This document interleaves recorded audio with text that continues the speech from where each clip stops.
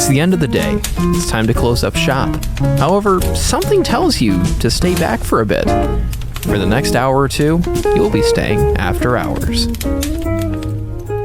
Well, hello everybody. Welcome back to the Double After Hours podcast. And welcome to my Virgin Circus. What? Oh boy, we're here and we're ready to... Not queer. What? Not queer. No, we're not. Not at all. That last character they introduced in like the second to last episode might have been. Yeah, which... But we'll get to it. I've got things about that. We'll oh boy. Oh dude. We have the the Neon Genesis wheel all ready and ready to rock and roll. Oh god. What did I just watch? I'm Charlie Robinson, by the way, Screwhards. But what the heck did I just watch? I don't know. I'm Aaron Gresser, by the way. Hi. Virgin Circus right here. Locked and loaded. This is his. Like, if you guys thought me during Spider-Man was like, no sex allowed, get ready for this, guys. Like, this is going to probably be our longest episode to date. Dude, I'm so hyped. I cannot wait. We got 5 hours of recording time on this SD card. Oh, God. We're ready to roll. Well, let's not keep anyone waiting. The full 5-hour Neon Genesis experience.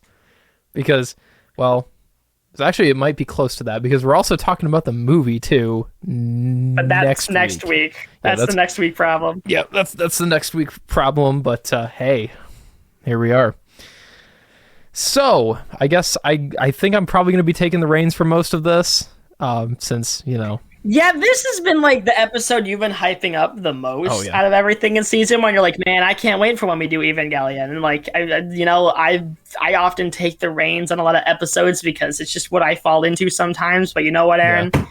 It's your show. Take it away. Oh boy, yeah, it's my Virgin show. We're ready. We're locked and loaded. Okay, so you good? Now ready to roll? Yeah, I'm great. Dude, he's ready. I'm ready. Yeah. I've had a crappy cough all day. Almost embarrassed myself in the middle of class doing it. It's great. Nice. I love when that happens where you just start like you're trying to hold in the cough and it's like it's there and it's just ready to rock and roll, but no, you can't let it fly. The worst part about it is that it came out kind of as a, you know, like as if I was snorting out from laughing. And like this is during a class where we're talking about atomic bombs. And someone was genuinely having something serious to say, and I just let out a like as I'm trying to hold in my cough. Yeah. Like I'm sitting there for a good 10 seconds with my hand over my mouth, like, oh my god, I must just look like the biggest douchebag in the world as we're talking about like, you know, Nagasaki. Wow. And the professor kind of looks at me going like, what did bro just do? And then eventually like I remove my hand from my mouth like, no one must know. Yeah. How about that? You were telling me a little bit about it. A special email you got? Yeah, so before we start talking about Evangelion, and I bring this up because, you know, we're talking about the end of the world with this show, and I'm in a class right now that's titled How to Think an Atomic Bomb, which is all about looking at literature and movies that focus on atomic bombs and the apocalypse and all that stuff. Yes. And so, you know, like we have to be discussion leaders like for classes or whatever because the professor doesn't want to do work. And we basically like, you know, like there's 2 people who go a day per class and I'm going in a few weeks, but this person emailed me as if I was going for next class. Mm-hmm. And I love the way they titled this email. Like, it's not like discussion lead or something. It's just titled bomb discussion.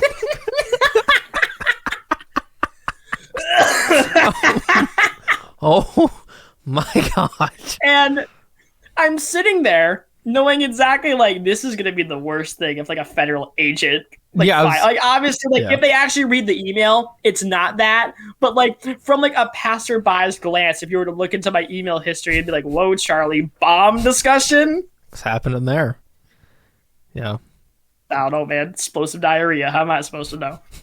Cannot wait for our bomb discussion on the Double After Hours podcast coming in season 69. If we even keep doing this for 69 seasons. No, it's not. Okay.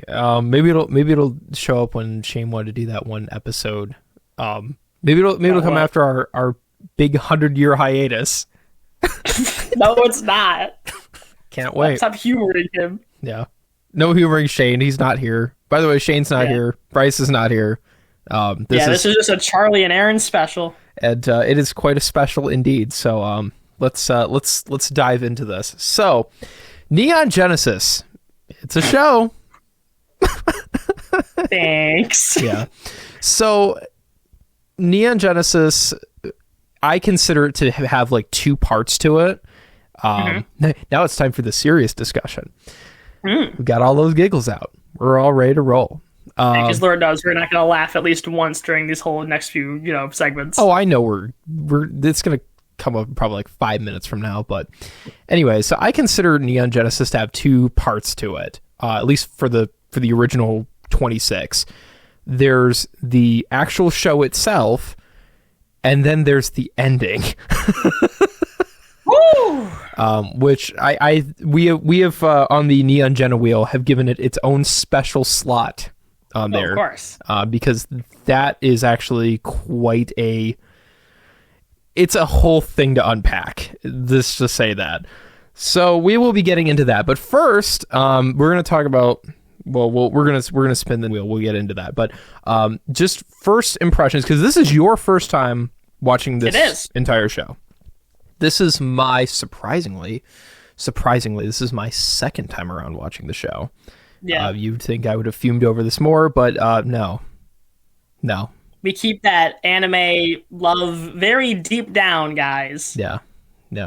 So this is my second time watching it, and we're also going to talk a little bit later about version differences. That's one of the things on here, and who knows when it'll show up. It might be next. I don't know.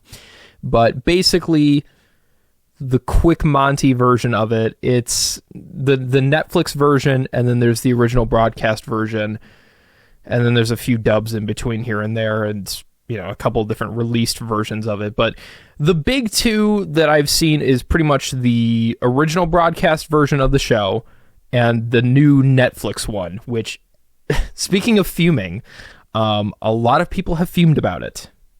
Like, a lot of people have fumed about it. So, you watched the Netflix version for this time. I did. I watched it subbed because I don't want to do the dubbed versus sub debate because I think it's really stupid, quite frankly. Yeah. I don't know if this is something I've ever made public, but me personally, I don't care if you watch your anime dubbed or subbed. If you want like the most original thing you get, you watch it subbed. If you want to watch it with English, watch dubbed. I ain't going to judge you for it. I watch most of my anime dubbed when I eventually get around to them. When they're airing, I watch them subbed. Sure. Yeah. I feel like most people do. But I ain't going to judge you if you watch it dubbed. I probably would have watched this dubbed unless Aaron got off his high horse and said, no, you must watch it subbed with me. And I'm like, okay, Dan. Yeah. And... What? Agag. SpongeBob, Bob, get in the Eva. Okay. Squidward, why are you wearing that outfit? Mr. Krabs, this job gets very stressful sometimes. No. Except you stay. Starting off on a high note. There you go. Of course. So anyways, there's two versions of the show. I watched for this. I've seen the Netflix version before. That was my first time watching it. And then my second time around watching it for this was the original broadcast version, which I was able to find online in a... This is going to get really weird here. So basically some guy, or like the community... I love the community. They're all just one big smooth brain community. Basically pulled together and put in a Google Drive the entirety, not only of the original broadcast versions of NGE, dubbed and subbed, but JPEG scans of every single manga that has ever been released about Neon Genesis, every single movie, including the NGE theatrical release, the new theatrical release, which is the 1.0, 1.05, 2.0, and 3.33 or whatever that just fell. Whatever all those are, which if we want to cover this and make NGE a 7-part series on here, we totally could. Good. Yeah. But I think we're just going to stick for this in the movie coming next week. So stay tuned for that as well. So basically the community has put together this entire Google Drive package, 33 gigabytes, and it includes the original broadcast releases that were they were subbed. I think they were the original subs for the show. So that's the ones that I watched. But it also includes which I don't want to get into this because this is all talking about version differences. We'll get into the versions and releases. We'll talk about that. Anyways, thoughts. Yeah, so this is my first time watching it. Like, I know, like, I don't talk about it as much as I do other passions of mine, but I do watch anime occasionally. Yes. Like, not as much as other people, nothing against it. It's just there's personally some tropes and some things about anime that I personally cannot watch all the time. And we'll get to them in this show. That was a lot of child nudity. But, and I like, listen. Yeah. I understand they're 14. I understand there's differences between the East and the West. That doesn't mean I'm going to sit there and be like, hey, I'm a 20-year-old man. I'm not going to sit there and get all crazy for 14-year-olds. I'm not a problem. But, like, you know, stuff like that. Like, your horny characters, your tsunderes, all of your funny anime tropes. I got to be in the mood for it, you know? Of course. Like, I have to be in the specific mood of, this show looks cool. I'll stomach whatever garbage it throws at me to watch kind of the plot. And, of course, it's Evangelion. It's one of the most popular, famous animes, like, acclaimed of all time. Yes. So it's like I was eventually going to watch it. It wasn't a matter of if, it was when. And it just so happened that Aaron was like, let's do Evangelion for the podcast. And I went, okay. And I don't think I liked it as much as other people. Okay.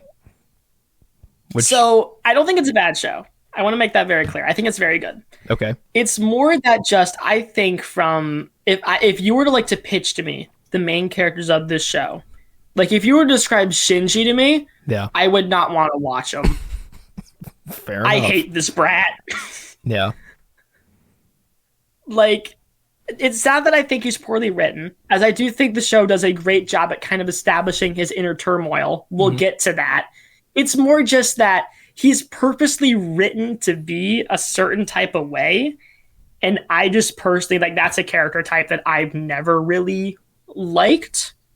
Sure. I could appreciate it from a writing standpoint because it's like, okay, this character is very well fleshed out. He's not a poorly written character. I understand his motivations and everything.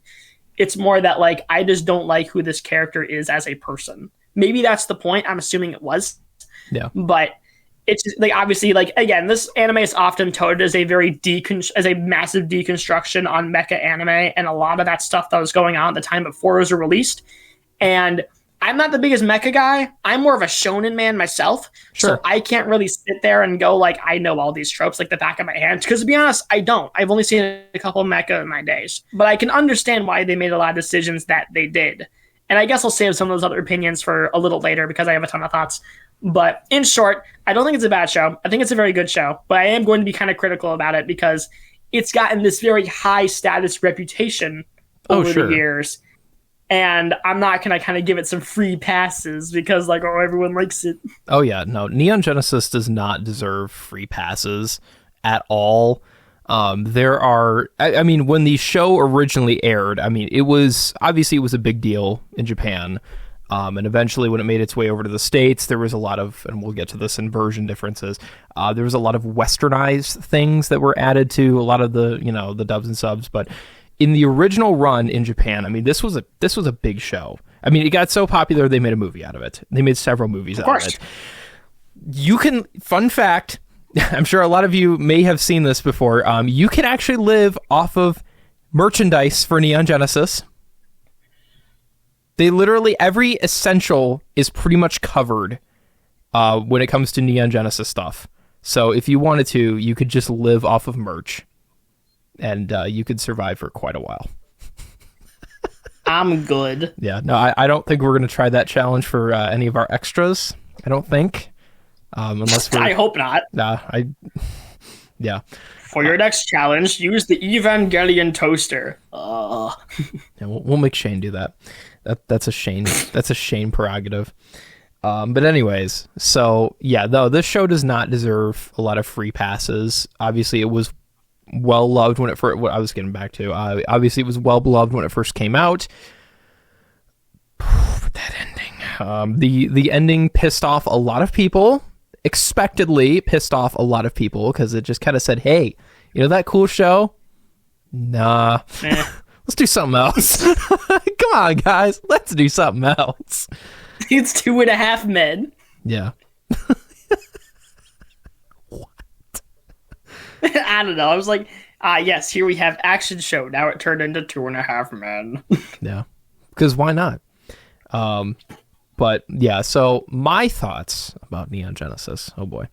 So I love this show. I'm not saying that it's perfect. I'm not saying that at all. I hate the ending too, just as much as everybody else. But getting away from the ending, because that's got its own thing. The actual show itself, I mean, I loved it. It was good. It kept me entertained the whole time. A little bit of a rocky start, kind of a little bit strange. A little bit for some of the shows that that I've watched before, because I'd watched plenty of other shows before this, anime wise. And going back to this, because I heard so much about it, and I was like, okay, you know what, let me just give you an impression of my first time watching this show. I was like, okay, you know what, I've heard so much about Neon Genesis. I've seen the memes. We've all seen the memes. I'm wearing right now, I don't know if we'll get this posted on socials, but I'm wearing the Garfield Neon Genesis shirt, which is a thing, by the way, that you can buy. And so I've heard so much about it. I'm gonna watch it. Why not? The start of the show, very rough. It's like, okay, we're going. Okay, let's speed things up here. What's happening? A lot of getting the Eva Shinji. Yeah, I mean, it's pretty decently. You can follow it pretty well.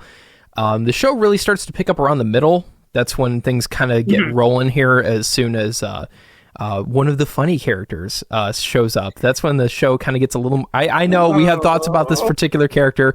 I do too, but the show kind of starts to get a little bit more lively, which can be interpreted as obviously changes in characters. I wanted to quote Jimmy Buffett: "Changes in latitude, changes in attitude." I don't know why. Not bringing Jimmy Buffett into this. He has nothing to do with this. That's a Photoshop waiting to happen. Jimmy Buffett Evangelion. Yeah. Wasting away again in Tokyo 3. So yeah, the show starts to pick up around there, and then it just falls all the way off. But the ending has its. Then it just, I love this show, guys. It falls all the way out. It does. Like if yes. listen, man over. Listen. If you, and this is kind of a hot take here, but I don't think it's really that hot of a take, because I think a lot of people would agree with me. If you took the last half of the last few episodes, which has been lovingly called the Depression arc, if you took that out and like maybe set up some kind of like movie bait or something, I think that would have been fine. But there are reasons for the Depression arc being in the show. There are plenty of reasons for it to be there. A lot of it has to do with creator. We'll get into that. But we gotta get moving. We gotta get schmoving here. We're already hitting the 19-minute mark. Oh God. Yeah, this is gonna be a long one. So buckle up, buckaroo. But yeah, in summary, great show. Falls off. It's like you're describing Game of Thrones over here. Oh yeah. Oh dude. I don't think we're gonna start Game of Thrones. I mean, we might. Not for a while. Yeah, that's a later down the line. That's like a year 7 beat. I'm not gonna lie. Fair enough. Okay, so that's I guess opening thoughts for the original, for the show. I completely lost my train of thought there. The first half of the show, not the Depression arc. We'll get to that. So I guess it is time to spin the Neon Gena wheel. So let's get that rolling and see what we land on. God dang it. Okay, I guess we're starting with the plot. What? Hey, the universe is telling us to get the crap out. So, Yeah. listen, gang. This... Okay, when it comes to the plot, like Yes. Aaron said previously, it has a bit of a rocky start. Yes. Mainly because, like, the first episode, I don't want to say it's all set up, but it is a lot of setup, which is genuinely, like, probably one of the hardest things to do when it comes with a series like this, where it's very high concept, sci-fi, fantasy, whatever you want to call it. Sure. Where there's a lot of things that you either have to, like, kind of seed as little mystery boxes or little hidden things for the audience to figure out later, or stuff they need to exactly know now. Right. There's a few ways you can do it gracefully, but they're not inherently easy. Avatar: The Last Airbender actually does this pretty well, where they go, like, they literally explain bending in one sentence. And it's kind of like a joke sentence. Not every show is going to be that. I don't expect that. But I will give Evangelion this. For a show that had a lot to set up, I don't think its first episode was as bad as other first episodes I've seen. Sure. Like, don't get me wrong. I still didn't like Shinji, but at least, like, I think it did a pretty good job establishing his central thesis as a character. I hate my dad. I don't want to be in this Eva, but literally no one else can do it. I gotta be. Right. So, from that perspective, I think this show is fine. And I know, like, I kind of just said, like, you do kind of have to gracefully do it. Not every show does that. Like, a lot of my professors have basically told me it's okay to have, like, one crappy scene where it's basically all exposition and setup. The X-Files does this. A lot of shows do this. Probably a lot of shows do this. Yeah. But if every other scene kind of gets to the point, like, it's actually, like, what you want to watch, you'll sit through those 3 minutes. And that's largely the way I feel about, like, episode 1 here. Yeah. That's one of the best explanations of that. Yeah. With Shinji, kind of like it's the only thing. Yeah, right. There's nobody else that can do this. It sets up the classic, the damned if you do, damned if you don't. And so, yeah. Shinji. Yeah, and we'll get to that sniveling brat, but yeah. You know, and, like, I don't want to just talk about that, because in terms of, like, the way, you know, it's set up, we're already getting an angel fight. We're kind of learning about basically everything that Nerve is. Yes. Which, you know, to kind of summarize what the heck Nerve is, even though I think we'll kind of discuss it, it's basically an organization dedicated to kind of keeping the world safe from the apocalypse, because, you know, angels keep coming down to destroy y'all. And, like, it's not like cute biblical angels. It's like accurate biblical angels, yes. And they look freaky. Yes. Actually, kind of side thing, I do have a, this is what this was on the table. This is my UN Nerve lighter. And why? You don't smoke. It's a Zippo lighter. You can't go wrong with a Zippo lighter. When have you ever needed a Zippo lighter? I've actually used this in quite a bit. Burning what? Is there a secret past you'd like to tell me, Aaron? Are you an arsonist in your spare time? Sometimes. Never know. Sometimes. I keep thinking of Ralph in The Simpsons. It's the leprechaun. He told me to burn things. It's very funny. But wow. Anyways, Nerve's tagline, I just wanted to kind of just read this. It's God's in his heaven and all's right with the world. So this was set up by the United Nations as, yeah, you pretty much said it, to take care of that little oopsie doodle problem we have of things keep happening. God's sending his children to kill us. We've all been there, right? We've all been to Kmart. But, you know... Really? You need a minute? That was like the easiest joke, and you need a minute? Why Kmart? Have you ever met a holy man at Kmart? Has anyone ever been a holy man at Sears? Yeah, there's been at least one. Okay. You think Kmart's just the worst? Yeah, dude, it's the Antichrist of retail. It's why it's gone. Fair enough. For our Christian country eradicated the devil that was Kmart. No. Hoorah! It'll come back with vengeance in another form. No, it won't. No more Kmart? Dude, that thing's aborted and you can't tell me anything else. Why are we talking about Kmart? I just like making fun of Kmart. It's Kmart. It's funny. It's very funny. But anyway, back to Evangelion. Yeah, back to the show. But back to yeah, as what? Neon Kmart Evangelion. It's just the blue light sale and like the freaking, like the intro sequence. Yeah, there you go. Oh my Like every God. once in a while, instead of like cutting to like a different character, it's just Kmart. Fair enough. That's so real. But anyway, so yeah, episode 1, kind of a messy, well, not messy, but it's more of a slow going, like, you gotta get in the Eva Shinji. Yeah. And like we said, that is kind of the first few episodes of the show. It's largely dealing with Shinji and his crap, with not a lot of subplots in between to make that palatable. Yeah. And I'm not gonna lie, I almost got turned off for a bit there. It's true. Like, So did again, I don't like this brat just because I understand like him from a character building perspective, and like I think he has good writing. He's still a really hard character to write. And again, I'm going to say this a lot. Like, I get what they're going for. I understand that. These supposed to be a deconstruction on the classic anime, like, protagonist. Think your Gokus, your Narutos, your Astro Boys, your Saint Seiyas. Like, they're all very, like, strong, muscular, confident characters. But a lot of them are like Goku. A lot of them are very, like, confident characters who, like, they're strong or become strong. Right. Shinji is never that. No. You know? No, he's not.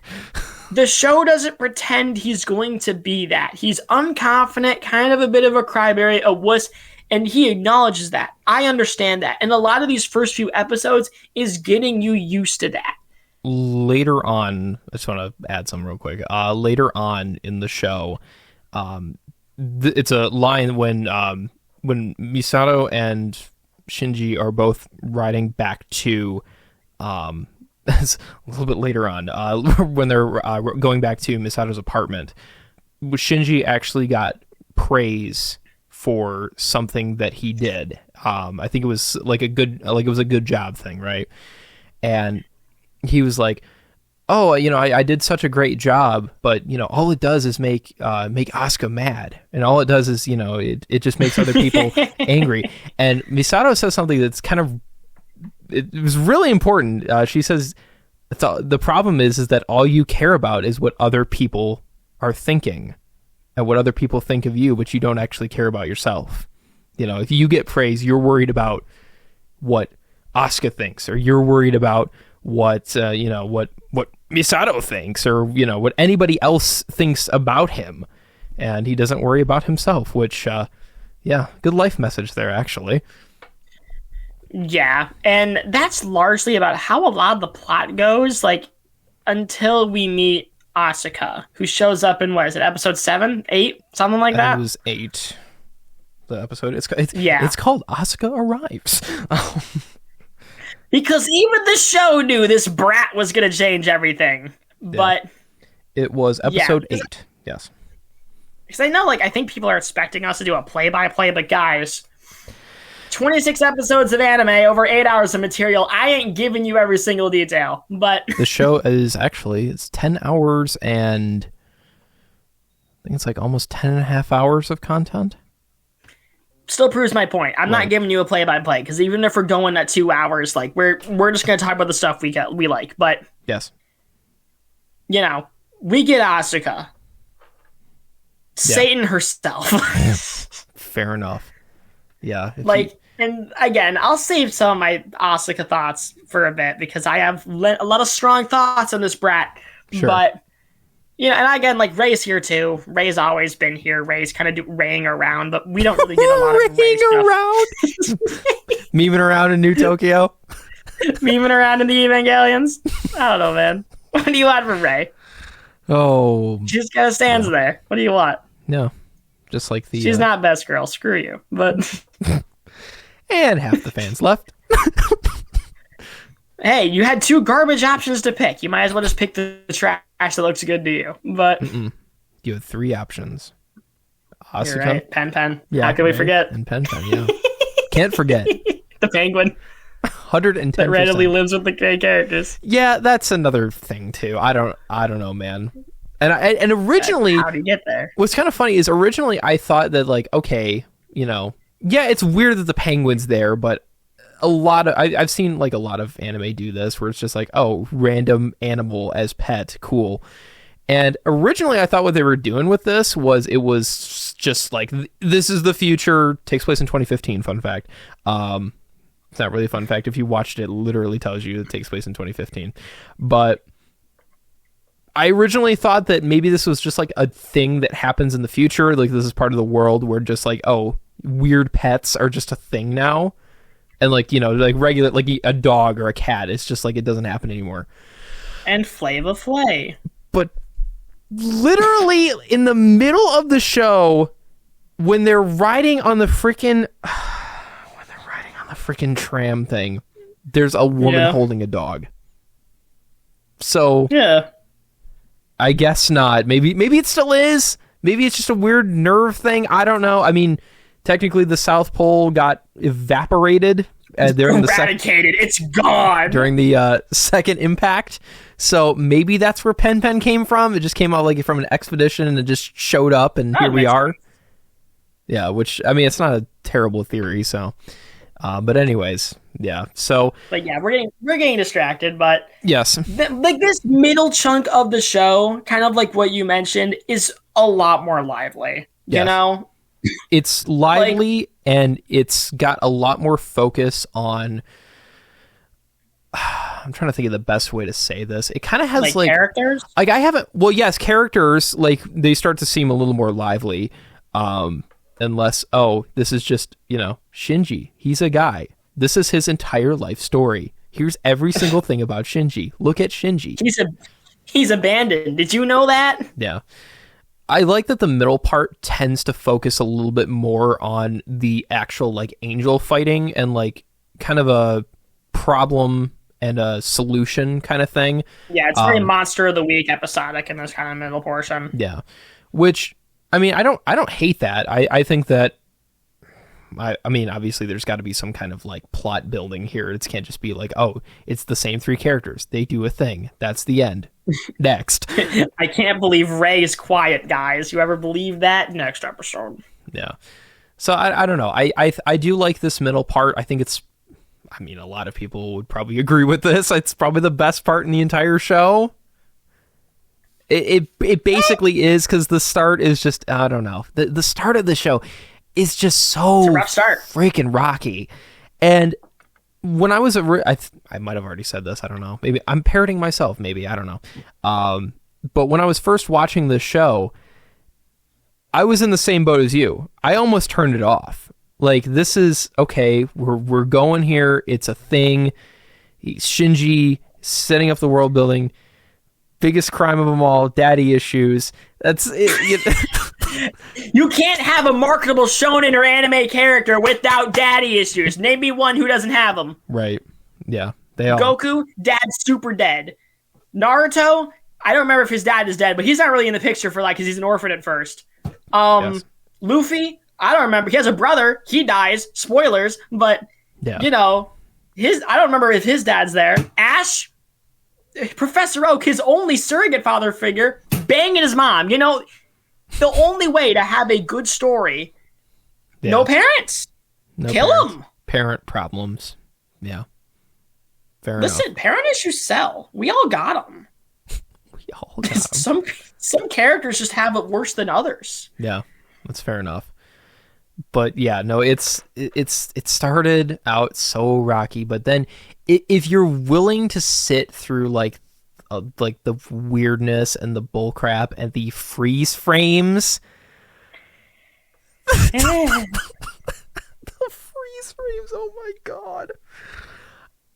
There is one scene in particular that I'm thinking of where this is kind of a little bit earlier, but this is basically when Shinji is he says, you know what, I'm done. I'm not doing this. And he yeah, the first time he says that. The first time he says this. He says this a lot, but the first time he said, you know what, I'm done. I'm not doing this. And he turns in his Nerve ID. He's no longer part of Nerve. He's asking like if he can say goodbye to Misato, who's been taking care of him this entire time, and basically giving him a roof over his head. And they're like, oh, you can't see her at all. You can't have any contact because you're not nerve personnel anymore. You quit. So he's getting ready to get on the train, and he's basically getting ready to get out of Dodge. And all of a sudden, his two friends from school, his school chums, show up. The idiot trio. The idiot trio. A cool way of describing certain members of the Double After Hours podcast. Fair enough. So they show up, they have their little talk or whatever, and then Shinji's getting ready to get on the train. But, oh boy, he doesn't actually get on the train. Misato shows up. She rolls up in the Misato mobile, and she gets out, and Shinji is like right there. He's still waiting outside the train, and Misato's standing outside the car, and they're just staring for like 30 seconds. And I'm like, at first I thought, is my copy of the show broken in some way? Is this like a bad render of it where like it accidentally got frozen on a scene? Because the music was still going. There was still like music / that bird, which if you don't like that, then you're gonna have a get ready cool time watching this show. But they were just staring for 30 uninterrupted seconds, and I genuinely thought something was wrong with my copy of the show. But no, it's just like that. So here's my thing with that scene. Yes. Like obviously Shinji doesn't board the train, like he doesn't get in the Eva. Running theme, he just doesn't like getting in things. And the train leaves and we get like the shot where it's like, Misato and Shinji, and there's a large distance in between them. And I'm thinking to myself, okay, really cool way to kind of visualize the porcupine effect that they were talking about earlier in that episode, where sometimes porcupines have trouble like forming intimacy with each other because of their quills and they're scared of getting hurt. Yes. Solid way of visualizing that. I understand what they're doing there. No questions. It's more that, and then they hold it for 30 seconds. Yeah. And I'm sitting there like, Shinji, go! Could this potentially be, and what I there were two things that I thought about this, and they were more on like the technical side of the show, not like about the show itself. I thought, for one, which I already said, I thought my copy of the show was broken, which not great.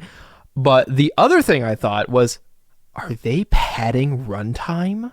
Like, did it not hit the 22:30 mark, I think, before the credits start? I mean, if you look at everything they have to animate, probably. Yeah. I mean, and again, I'm not going to sit there and get mad about reused animation because there's a lot of it here, and I don't think that's a bad thing. If you look at all the stuff they have to animate on the daily, oh yeah, you have to reuse assets when you can, because there's a lot of shots of characters like doing the same like back movement to each other, like especially like in the command center where like so and so this thing happened and it's like the same shot. It's like, whatever, that's fine. Like, sure. I don't need an original shot for all of that stuff if like that saves the animators some like life, that's fine. And this show is all hand drawn.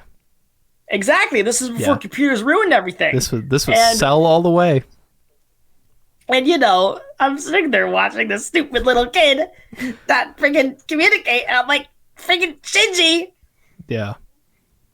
Anyway, we're taking a long time on plot. I know, but it's just plot in general, so... Right, I know, but, like, again, like, we're kind of establishing a lot of ground rule stuff where it had a rough start. The middle was very episodic, like, kind of monster of the week. We got a lot of time with our characters, like, and it kind of felt like a very normal anime. Yeah, right. In these bits. It had its comedy elements to it, yeah.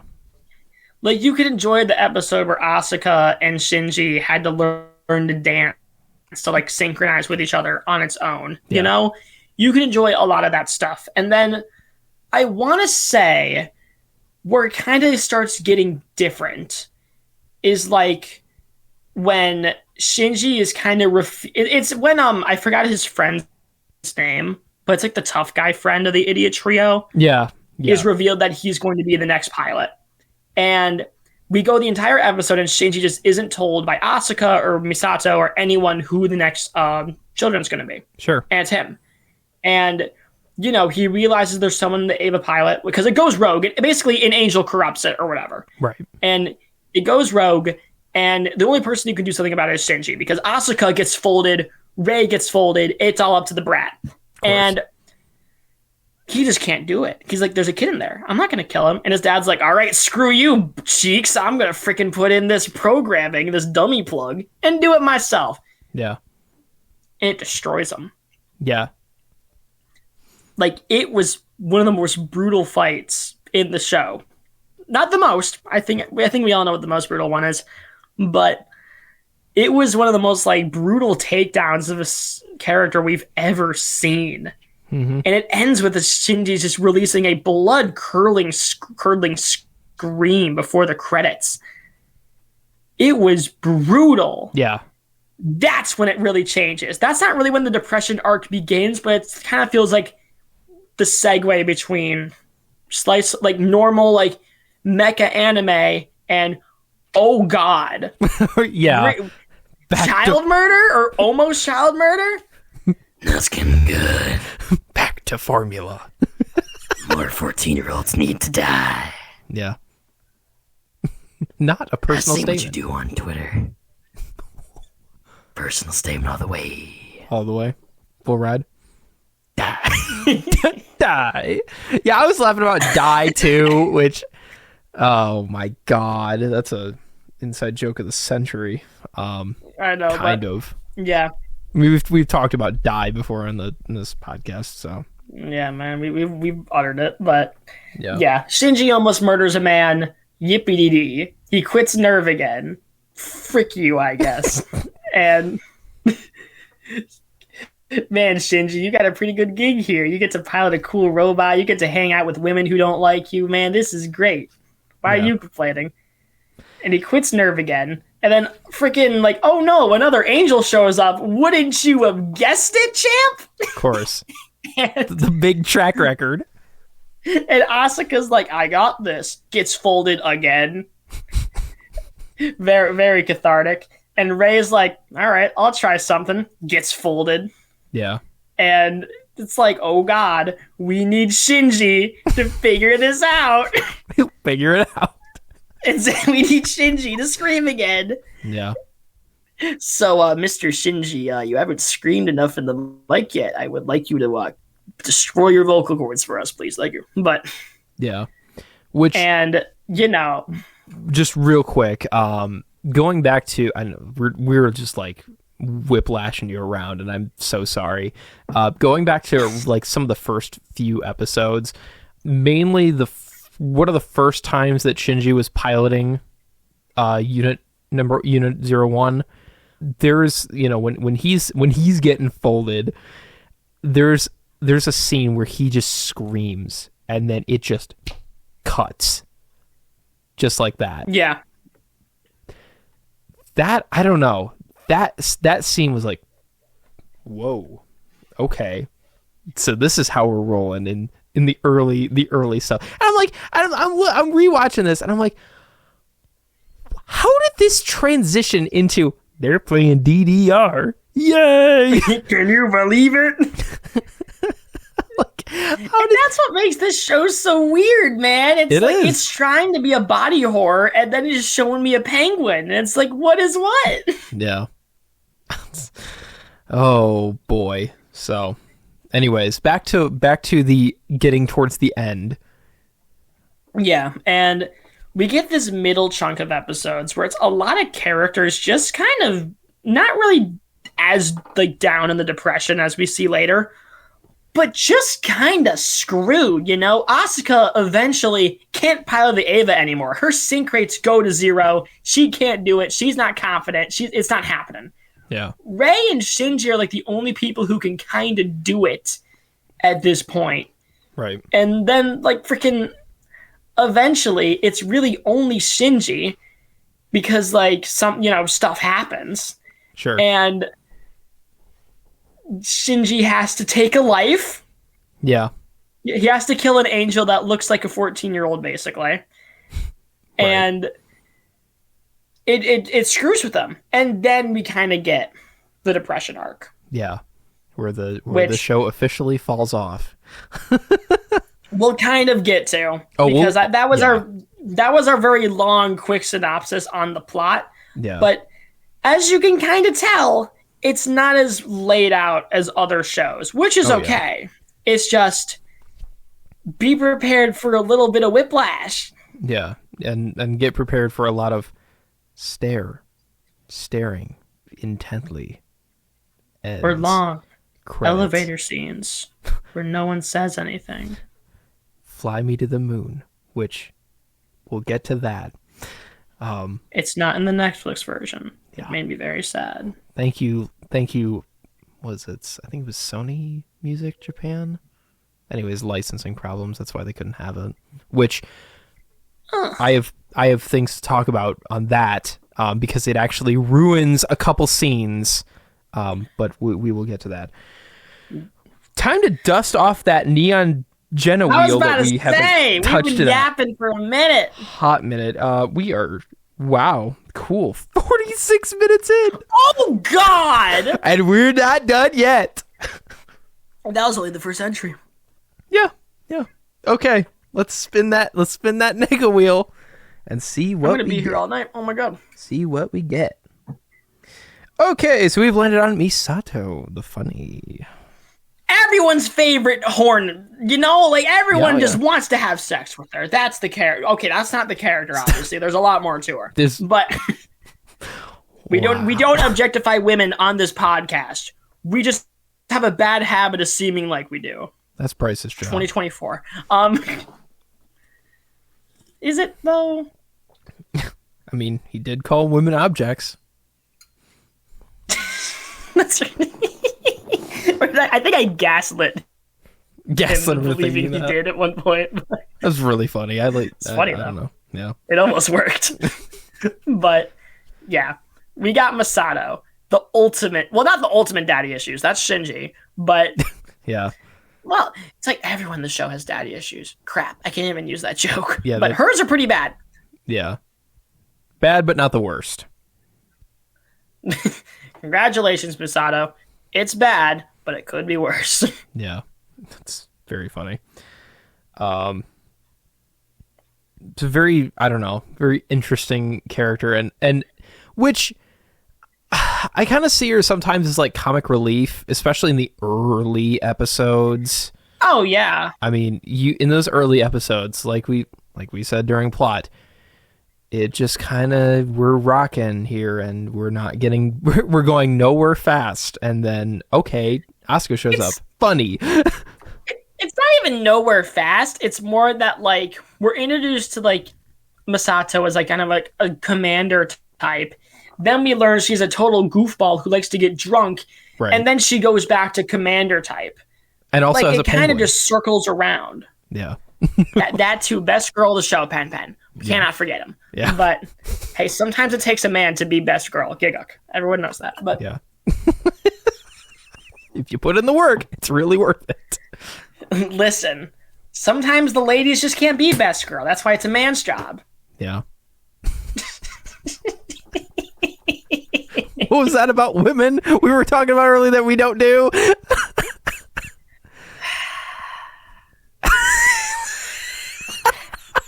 Kind of wrote myself into a corner here. Yeah. I don't quite know how to get out of it.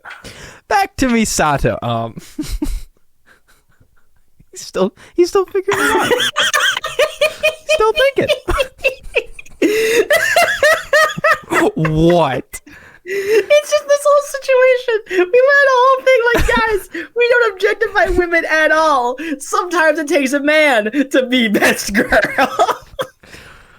Oh my God. Double After Hours podcast, changing opinions on the fly since 2024. Just like a good presidential candidate, but anyway. There you go.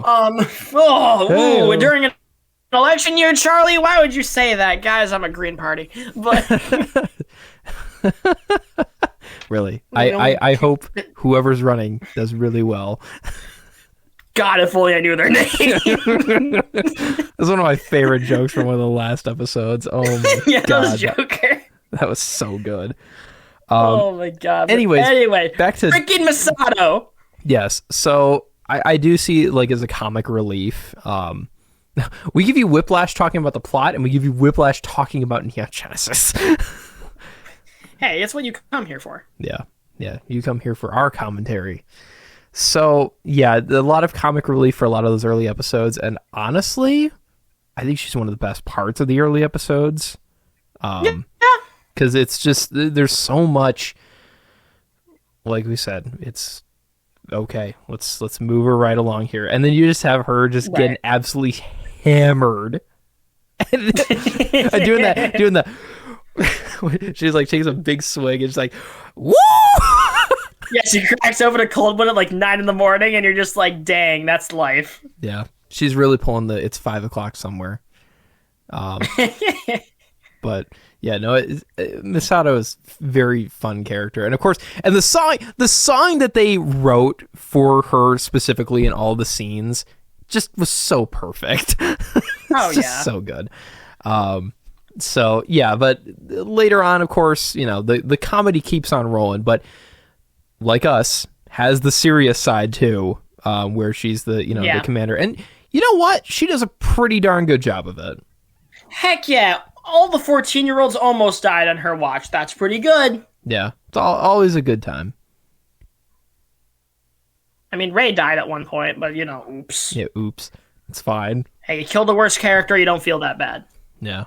What's there to love when there's not a whole lot there? Was that a flat joke? No, I was talking about like character-wise, so it's not a flat joke. I was about to say, like, she's 14, Aaron. Yeah, no, we're not going there. This is not happening. We're not going there. We're not going there. Unless we're talking about the community. Services. Unless we're talking about the community. The community. Child Protective Services, dude. Yeah. I don't want to talk about the community. No community. The big smooth brain community. I don't want to talk about the degenerates. Yeah. Just insulting everybody that's ever. It's not the worst anime fandom. No, it's not the worst. There are plenty more up there. Hi, My Hero Academia. How are you doing? How are you doing today? Is this a bad time to reveal I'm a My Hero fan? It's a bad time to reveal that was the first one I ever watched. And I told you to watch it. Yeah. It was either that or Kid Nation. That's a great story too. That's the craziest thing is that, like, okay, we'll tell this story because we're gonna be here for a while. Might as well have had it out. Yeah, why not? Just like Evangelion. There was a night in high school where Aaron was like, oh, man, I'm not sure if I want to watch anime yet. This is before he was converted. Yeah, this is before I was converted to a degenerate. And, he's like, really? Like, I'm giving him, like, to watch that I watched. And it was, like, one of the first things. And this was kind of when it was good still. I don't think My Hero's bad right now. It's more just, it got worse. But, right. Like, this was kind of when it was still good. I was like, My Hero Academia is pretty good. You might like that. Like, again, this is superhero crap. Like, of course I would like it. But, like, you know what? It's his first, like, it's maybe he would like it. It's its own original thing, and I think it's a great starter show. Oh, totally. It's a great gateway anime. But... and Aaron's like sitting there going like, man, do I really want to watch My Hero Academia? Like, I don't know. Yeah. But Kid Nation, that reality show where they put a bunch of children in an abandoned Western town to defend for themselves. Now that seems worth my time. And I actually ended up watching Kid Nation that night. Fun fact. Yeah, you did. Yeah, that's canonical. Kid Nation. I don't remember if I was staying. Kid Nation, dude. That's what this show is, dude. It's Kid Nation. Kid Nation. Because all the problems had to be solved by 14-year-olds. Yeah, it's true. If Shinji didn't get in that Eva, world peace wouldn't have been here. It's, Right. Fair everyone enough. knows that. Yeah. Anyways, back to the show we're talking about here. I think we've exhausted everything about this character. I don't have anything else. We'll get to some of it when we talk about depression, because there is a lot of stuff that is important, like her relationship with Kaji, whatever his name is. But yeah, Misato, she's fun. Everyone likes her. I got no problems with her. Spin that wheel, because we got to get moving here. Yeah, we do. Let's spin the wheel. All right, what do we got next? As it's lagging like crazy. How are you lagging on wheel to side? Soundtrack. You go. Okay, so as resident music enjoyer, not music maker, that's Bryce's job. But I'm resident music enjoyer. I love the soundtrack. I really do.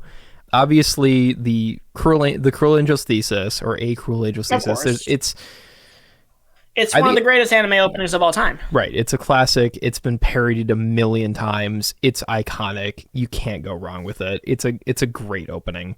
Heck, it's been featured in so many. Well, the one that comes to mind is actually the game Taiko no Tatsujin, which is the drum and fun game. That was in there, and I may or may not have a perfect on like expert mode on that one, but yeah. No, hey, I love drum and fun. That'd be a fun one to do for gaming. Maybe, possibly. We'll one to consider. Yeah.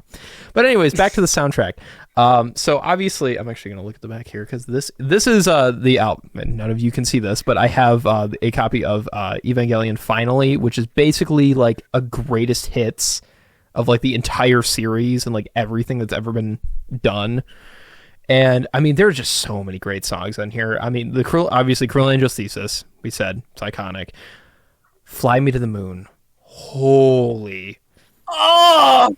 And I guess we'll touch on this since it's part of soundtrack. Fly Me to the Moon was not featured, and we said this a little bit earlier, but Fly Me to the Moon was not featured in the Netflix version of the show, which really sucks. Like really, really sucks, because that, again, was one of the other most iconic things about the show. I mean, the credit sequence. Yeah. It's very famous.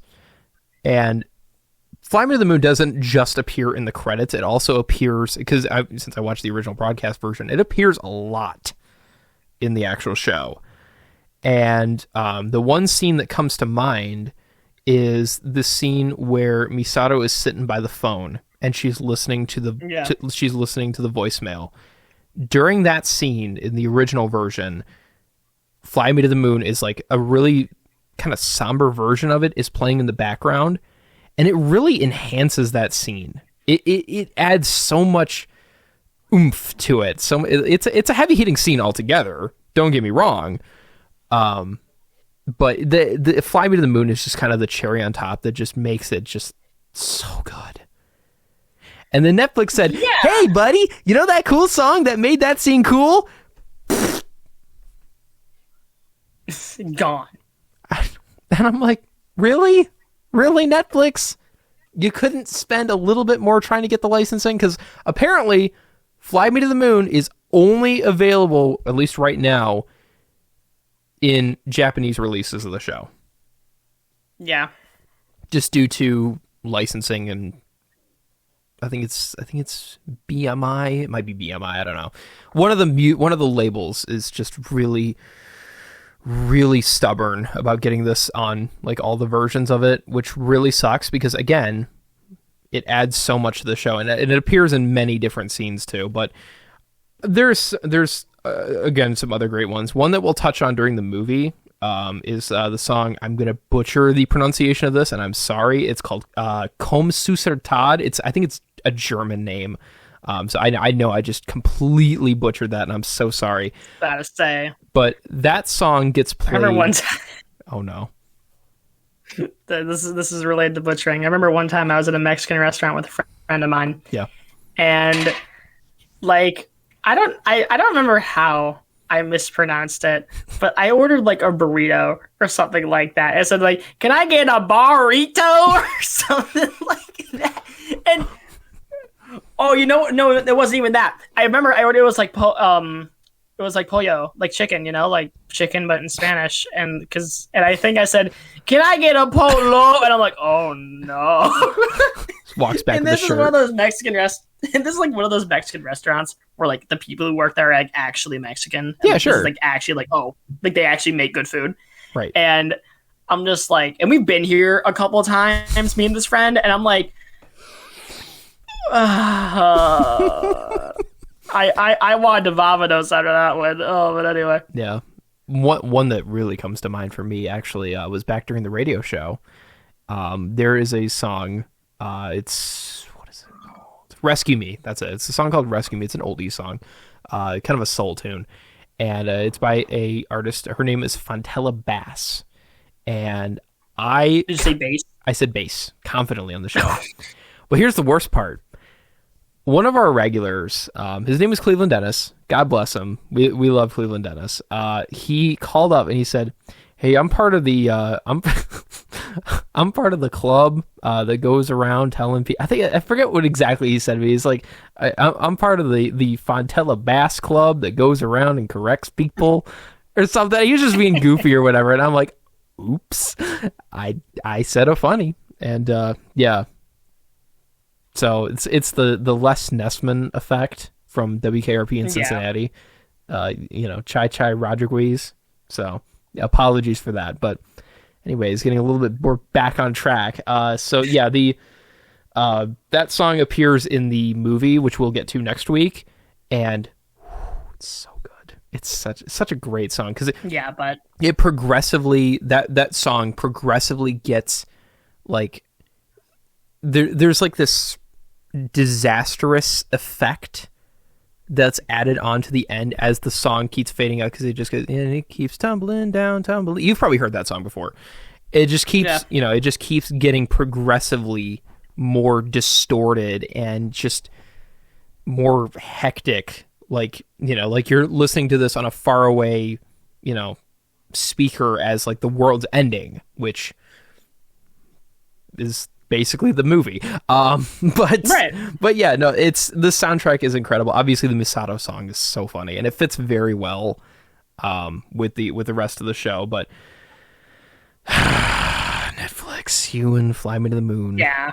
That really sucked. But soundtrack wise, it was great. The score was great too. Yeah. Even though some of it. But to kind of just brief touchly on the score, it's very punchy. It's very fun. It's very post-apocalyptic, and this is important. It knows how to be quiet. Yes. Which in a show like this, being loud is just as important. But the music is never at points distracting. It does enhance, and I think that's one of the hardest things you can do sometimes with balancing an anime soundtrack. Where sometimes, like on the Naruto soundtrack, at Konoha, I'm sure you've all heard it. Da da da da da da da da da da da. Like it's meme worthy. Like, and I'm not saying because the song's bad, but like if you hear a song enough times or it's used inappropriately, you're going to laugh at it. I don't really think that happened here. I think everything was used pretty well. Maybe except for the holy choir music at some certain fight scenes. I was just laughing during those because I thought it was so funny. But aside from that, very punchy, very fun. We gotta spin that wheel because I don't want to be here all night. Come on. Right? Yeah, I know. We gotta get moving here. But one more thing. The Fly Me to the Moon in the ending credits of the original version, which I guess we can touch on version differences too. But there are different versions of Fly Me to the Moon as the show goes on, and it kind of depends on what episode it is. And like what kind of ending it has, but there's like I think there's like 4 different versions of Fly Me to the Moon that play. My favorite version is one at the very end of it, at the very tail end. There's this harmony that comes in, and it's just it's so good. It's kind of like it gives you kind of chills listening to I love harmonies. I'm a sucker for harmonies. But I don't know. It's really good, and I like that they added more versions of Fly Me to the Moon instead of just the one. Just kind of spice things up. Why not? Let's spin the wheel. Finally. Okay. What? We landed on Daddy Issues himself. Shinji? Oh yeah. I feel like we've talked a lot about Shinji before. Yeah. In this episode, because it's kind of hard not to talk about the show without talking about Shinji. Well, sure. So I'll keep this a little brief. Yeah. Because I honestly felt like I've said a lot of what I want to say already, but I don't think he's a poorly written character. I want to make that very clear. I think he's a well-written character. I think you understand his plight very well. I like the way he evolves and progresses in the show at times.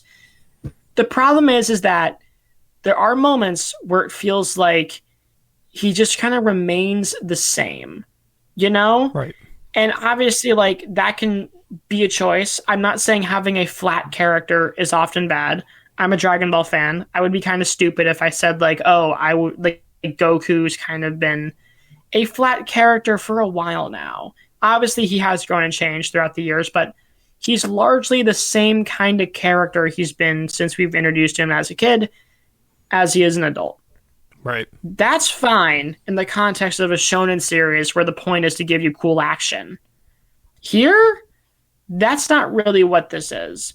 This is a slow deconstruction on the human psyche and using a deconstruction of mecha anime to do it. And sometimes Shinji just feels like he's the worst character in the room. Oh, yeah. Because it's very hard to root for him. Because and this is one of the hardest thing with main characters is that you need to make sure your character struggles and has something to work towards, and you can't make him too strong at the beginning or else he solves all the problems, and Lord knows Shinji does not solve all the problems at the beginning. But No. It does feel like we're dragging our feet with him for so much of the show, where it's like we get into the same argument with Asuka all the time. We have the same interactions with him and Rei most of the time. His relationship with Masato is sometimes the same. He feels more like a plot device sometimes for characters to kind of yearn towards rather than his own man, which is weird because I do think he is his own character, obviously. Sure. It's just more like this whiny, self-absorbent, yearning for attention and wondering his place in the world 14-year-old. Well, technically is a good character. And I think he is written very well, especially in the Depression arc episodes where I think I liked him the most, weirdly enough, because I felt like everything was on the table. Let's just talk about it. Yeah. It did feel like for most of the show, though, it's like, man, it's hard to like this guy. Mm-hmm. Yeah, very much so. I that's a excellent description. That's a tough act to follow there. This is Casey Kasem in Tokyo 3. We're back. At number 1 on the countdown this week, it's A Cruel Angel's Thesis. Just like me existing. I'm very dead. Anyways, so I'm haunting you, Shinji. yeah, there you go. I'm in your head. All the time. This is Shinji's top 40. Fly me to the moon. Let me play among the stars. Unfortunately, we couldn't get that track because it's only available in Japan. But Casey, I thought we are in Japan. No, we're not. Die. This is America. Yeah. It's American Top 40 for a reason. Anyways, Sidetrack-O-Rama. It's so much fun. I love it when we do Casey Kasem bits. They're so funny to me. Just because, why not? They're just funny. Okay. Well, this might become a running thing. I hope it does. So I like doing Casey Kasem impressions just as much as the next guy. Just as much as Shinji's dad, who says, hey, yeah, I don't have time for you. Don't bother me with such silly things.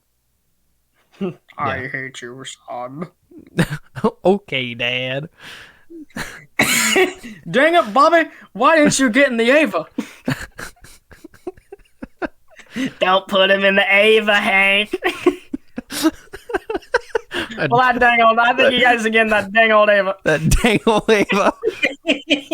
Yeah, by his dang old poop watch. I'm just about like, oh my god, what's Hank Hill's wife's name? Friggin', I don't remember. She's like Masato. It's like, Hank, what about shut up. Yeah. I didn't ask for your opinion. You know, all these angels, I'm about to kick your ass. Yeah.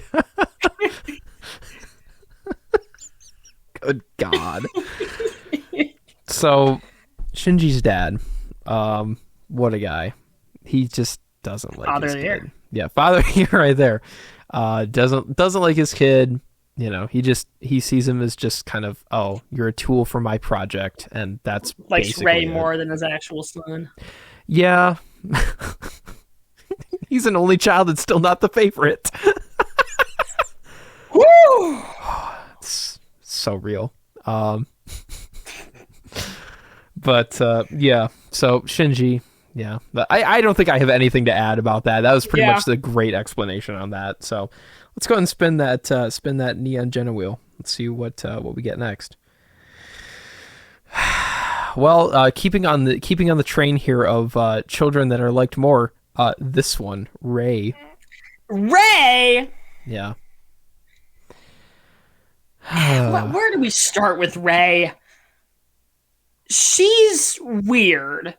From a technical and like literal perspective, is that I guess we'll go into full spoilers about Ray. She's named after the daughter that Shinji's dad and his mom would have really didn't have. Obviously if the kid was a guy, Shinji, if it was a daughter, Ray. Sure. Significance right there. And she's a total kind of, I don't want to say a blank slate, as there are like overarching character traits to her, but like she's a quiet character. She doesn't say a whole lot, and she kind of just follows orders. There's a reason for that. And it's largely because Shinji's dad was like, I want a clone. Yeah. I want my dead wife. Yeah, basically. So is Ray Shinji's mom? I mean, that's a big theory. Personally think she is. Yeah. Because, Shinji literally goes, you're motherly. So, yeah. I don't know. I don't know. I'm willing to believe that theory. I don't know if the creator ever confirmed that or not. That might be a good thing to look up. I'm not sure. Yeah, but I think, and that's one of the weirdest parts about Ray is that her lore is more interesting than her character. Yeah. Which I don't want to say that's bad writing. It's more that it kind of speaks to about how the only stuff we're really talking about with Ray comes from stuff we see in the last couple episodes. And I'm sure the movie will change my opinion about her.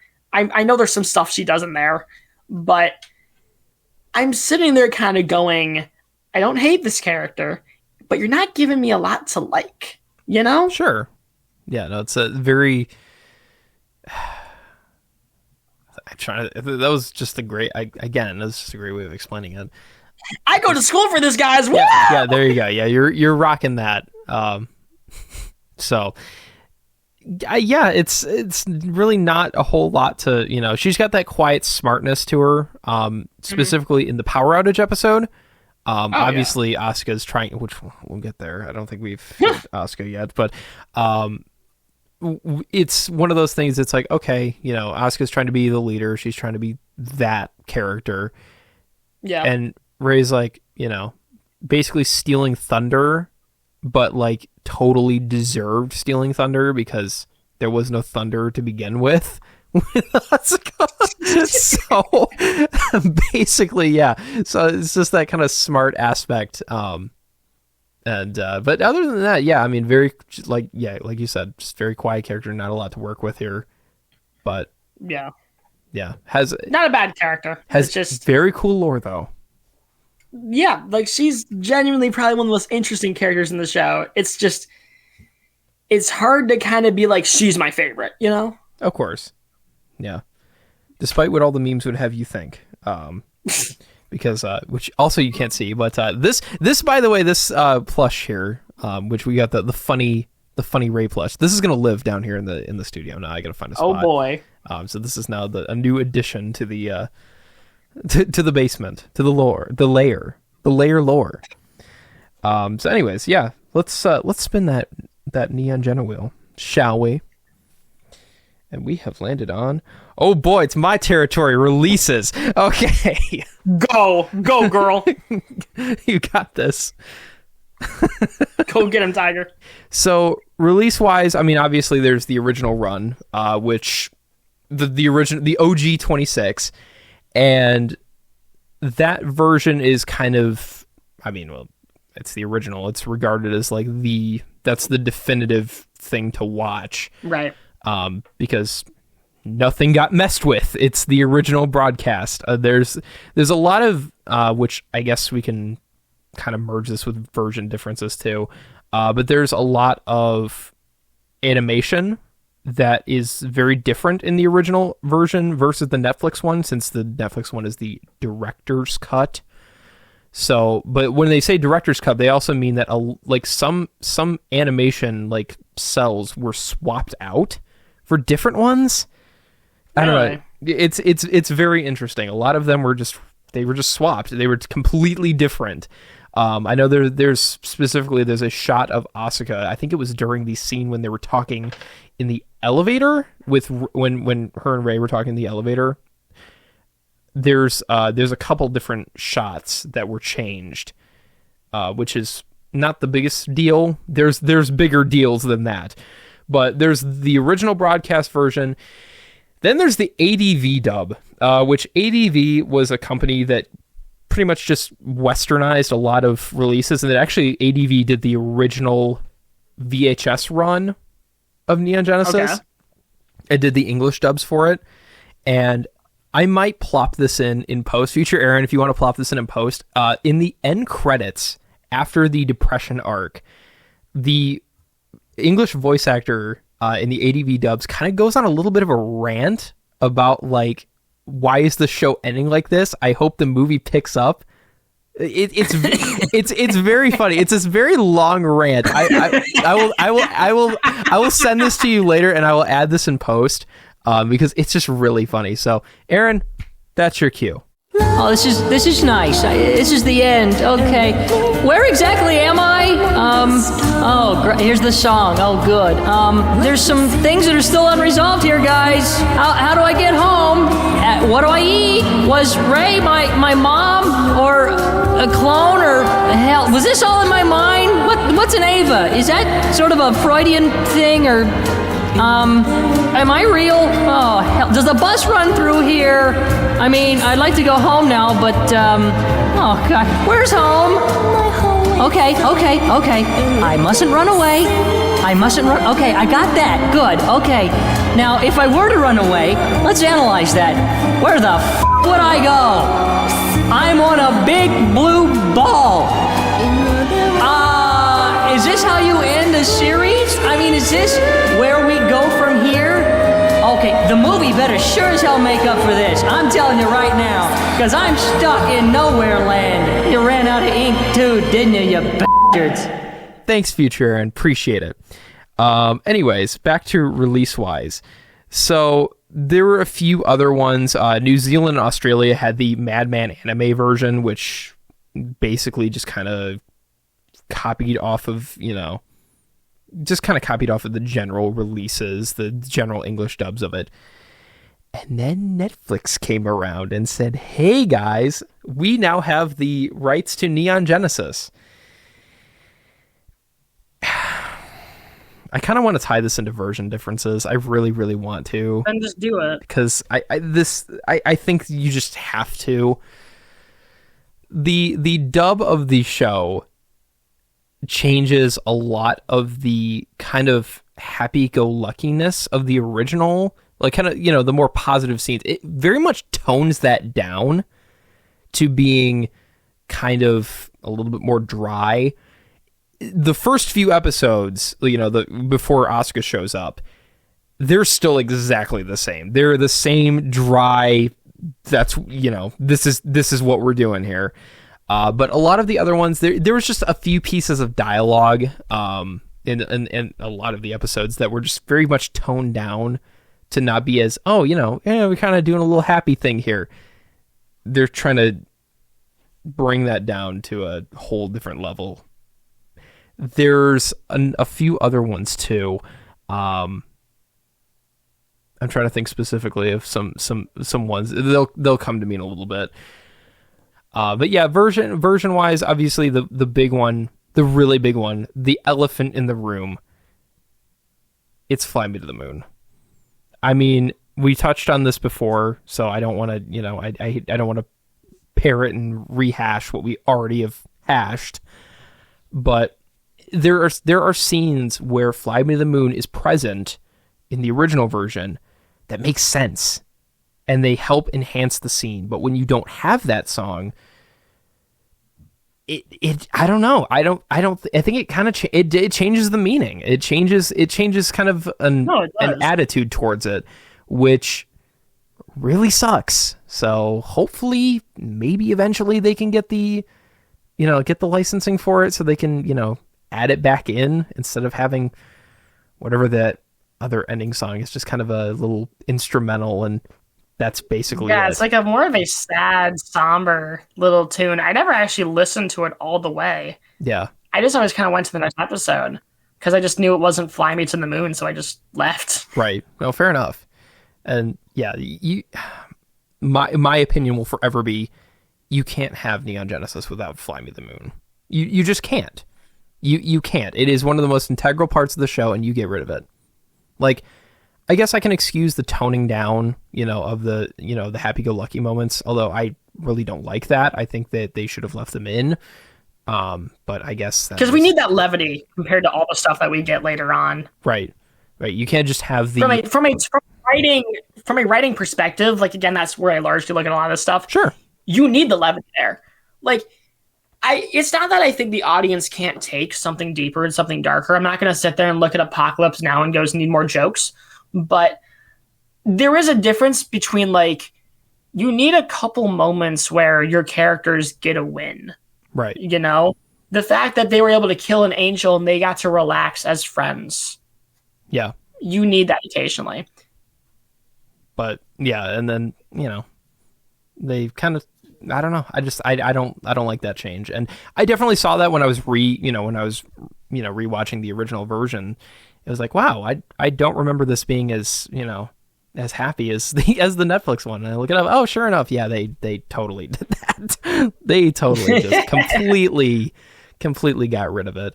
And, that's just kind of what we're rocking with here, version change wise. Other than that, the rest of it is pretty much the exact same, other than some animation being, swapped out every once in a while, which I noticed the original version is a little bit more, it's a little more rough animation wise. Sometimes, depending on the scene, a lot of the scenes are still the same. Like, nothing has been changed. But sometimes when I saw, like, when they swapped out a cell or two, I guess I can see why they swapped it out later on, because the original one just kind of looks a little bit rough. I don't know. It's a weird way of saying that, but you kind of have to see it for yourself to, like, I guess, come up with an opinion. But yeah, I think a lot of it just looks very, going back to that one scene that I was talking about with Asuka when she's talking to Rei in the elevator. When that shot of Asuka comes up, it's very, like, the colors are very washed out, which I don't know if that was just part of the transfer that they did, because obviously when I say original broadcast, I mean that this wasn't like somebody recorded this off of TV. Like this was the original. This is the print that would have been on TV, is what I mean by that. And so I don't know, maybe the print was just kind of old. Obviously this was digitally remastered. I watched this, this was all in 1080p. It was, cleaned up. Didn't look like film grain because obviously this was on film, but it did not look. Some scenes looked a little washed out compared to others. It's kind of the point I'm trying to get to here. So, but other than that, no, it's pretty much the same thing. There's just a few things that they changed that pissed off the really die hard, like, I want to watch the original, screw you Netflix, the Community. I keep going back to the Community, but that's what it is. The fellas really want to see the original, and they will not stand for anything else. Let's spin the wheel. We've been on this for a hot minute, so let's go ahead and check out and see what we got here. Well, we knew this one was coming around eventually. Asuka. I hate her. I'm going to be 100% honest with y'all. Yeah. I am not here for her. I know for a lot of y'all, like, classic Evangelion fans who were like, you grew up with this show. This is your number one. This is your waifu. This is your girl. I hate her.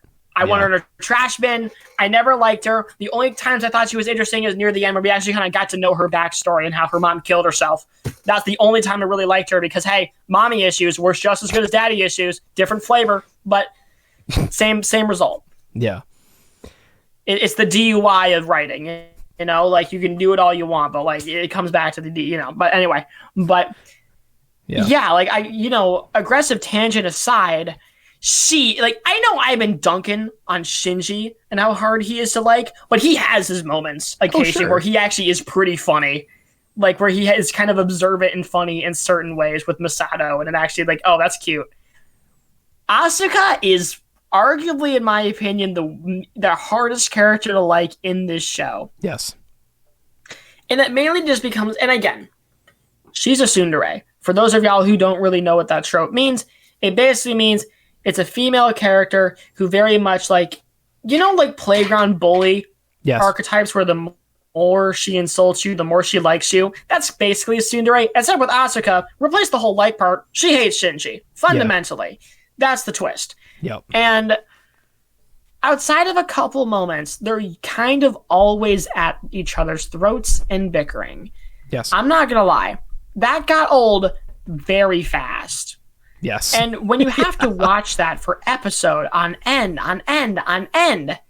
it doesn't make the character endearing, as I never found a lot of what she was doing particularly funny. As again, I don't think the tsundere as a trope can't work, and Asuka's not even the first. Like Launch from Dragon Ball, you can argue that's what her blonde form is as opposed to the blue. And I'm sure there was a ton of other characters in anime beforehand who there were tsunderes. She's not the first, but she is the one who popularized it to a degree. Like when you ask a lot of Western anime fans who's like the first tsundere, kind of that character type that comes to your mind, it's usually Asuka. And I'm not gonna lie. Like, I've heard this for my entire life, and now, like, I've seen the show. I wasn't impressed. I genuinely think this is just a very hard character to like outside of the depression arc, because it always kind of feels... And again, that's the point. She's putting on a brave face. She's putting on a show because she's a mess like every other character. I understand that. That is technically fine. But unlike Shinji, where I am going to defend, like, hey, him being a certain type of way is fine because they do explain it well, and he does have his moments. Asuka really doesn't. She's always insulting someone or being annoying, and the only times I ever found out that I was rooting for her was near the end or when she was getting dunked on. Like, when she got folded, like, by the one angel before Shinji showed up, I'm not gonna lie to y'all, I was cheering. When she was essentially getting, like, brainwashed and her insides destroyed, not, like, in the gross way, obviously, but, like, her, like, mind getting destroyed by the angel while the choir music was playing, that was the happiest I've been in the show in a hot minute. Yeah. Because my least favorite character was getting what she yucking deserved. And when you have, and again, I don't like dunking on characters that often, because this stuff is hard to write, and having a character type like this where, like, you have this character who's so full of herself and then you see her fall from grace, that's probably the point. As a lot of stuff in this show is very smart and good. But I'm telling you this as an audience member, man, there was a character whenever I was hoping, like, would not be on screen, it would be Asuka. And I don't know how much else I could say about her until we get to the depression arc, because she largely stays the same-ish, and we get a couple hints about who she really is, and then she loses all of her confidence, which is great, and, like, she's, like, obviously in a horrible state, which is awesome, and then she's really, like, kind of starving, and I've never been more elated in my life. And he's so happy. Not gonna lie, I was popping off, but I don't know. That's Asuka, the original, not the original tsundere, but the one who popularized it. And I'm so happy I don't have to deal with her for another week.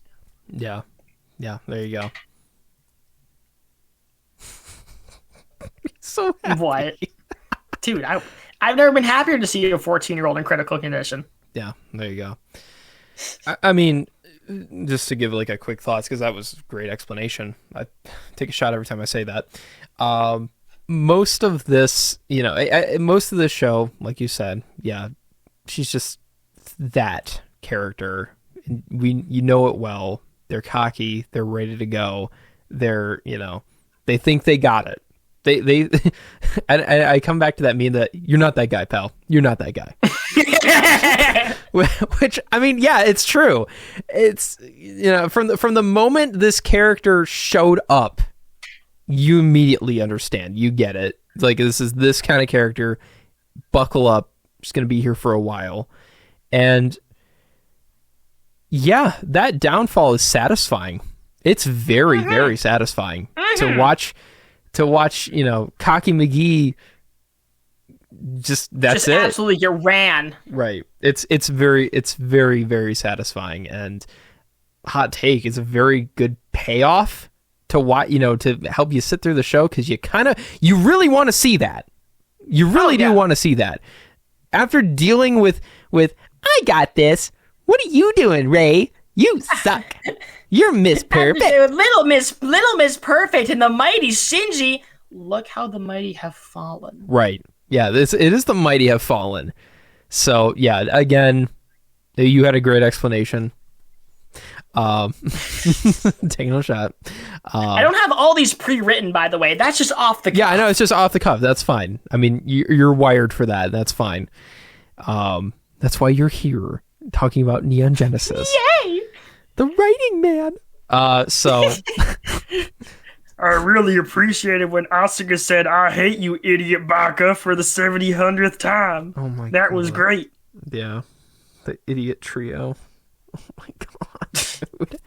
They weren't even that idiotic. I don't understand why she said that. Yeah, it's just... That's our Asuka. I hate her. Yeah, we all do. Spin the wheel. Let's spin the wheel. Let's get moving right along here. We only have a few left here, so that's good to know. So let's go ahead and spin that wheel. Let's see what we get. We're rolling. Fun fact, since I mentioned rolling, Limp Bizkit, the band, Fred Durst is the lead singer of that group, and he is a canonical fan of Neon Genesis. Fun fact. What do you want me to do with that, man? I don't know. I mean, he has a Ray statue, so... Statue? Yes. How tall? It's like one of the figures. Oh, I thought you meant it was like a 6 foot situation. Oh, God!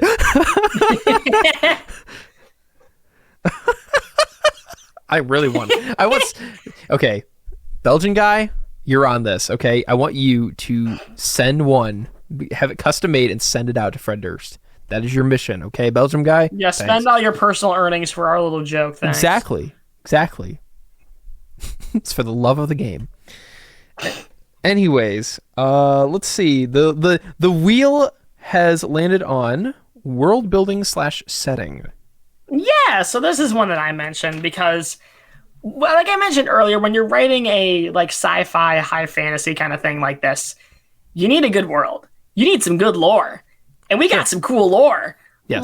I'm not going to lie, guys. The lore of this show, pretty interesting. Bunch of angels coming down from heaven itself to kill our main characters. That's pretty cool. God's the fact pissed. that all the buildings, aren't we all? But the fact that the buildings kind of shoved down into the earth itself to kind of hide itself from all the crazy stuff happening, that's pretty cool. Yeah. The fact that we have man-made angels to kill the other angels, that's pretty rad. And this does kind of bring me a little bit down to symbolism, all that stuff, because I know we have a whole separate section for that, but this stuff does kind of play a part. Sure. Is that it feels like a lot of the world building with Nerve feels very thought out. Like the Magi computer system based on the 3 Magi that came to baby Jesus. The fact that the thing that based all the original Evas was Adam, the first man-made thing, Right. And the fact they're called Evas because, Eve came from Adam because it was his rib bone, if I remember correctly, from my Bibles. Yes. That's cool. There's a lot of this that does feel very well thought out. And I do appreciate that from a writing perspective where it's I do understand how all this stuff does kind of connect together. This never felt and this is something they tell you all the time in the school, never muddy your metaphors too much, where don't introduce 2 metaphors in the same paragraph for the same kind of thing because you're going to get your audience confused. There is one thing we keep coming back to, and that's religious symbolism, baby. Yes. And I really do appreciate how the world building was able to take all that and kind of give it a lot of meaning. No, that's fair. The setting itself, I kind of want to touch on the setting.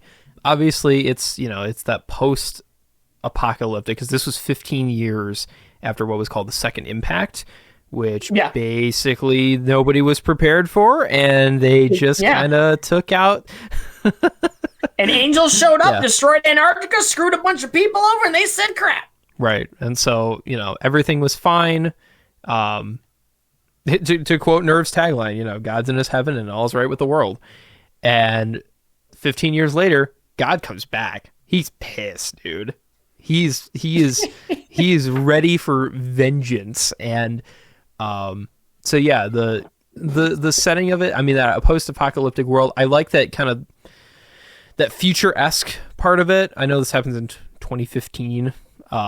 So, we're kind of in a Back to the Future situation where, none of that actually, although Back to the Future is not really like that because it's more prediction based, because it's not. Yeah. Back to the Future doesn't have angels coming down destroying the Earth. God, I wish. But yeah, it's set in the. You put an angel in a DeLorean? Precisely. So it's God himself. He has terrible gas mileage. Interpret that however you want, religious scholars. Yeah. I'm watching you. Yeah, we just offended so many people all at once. But hey, that's what we do best. We're the Family Guy of podcasts. I hate all of you equally. Yeah, there you go. Love you too.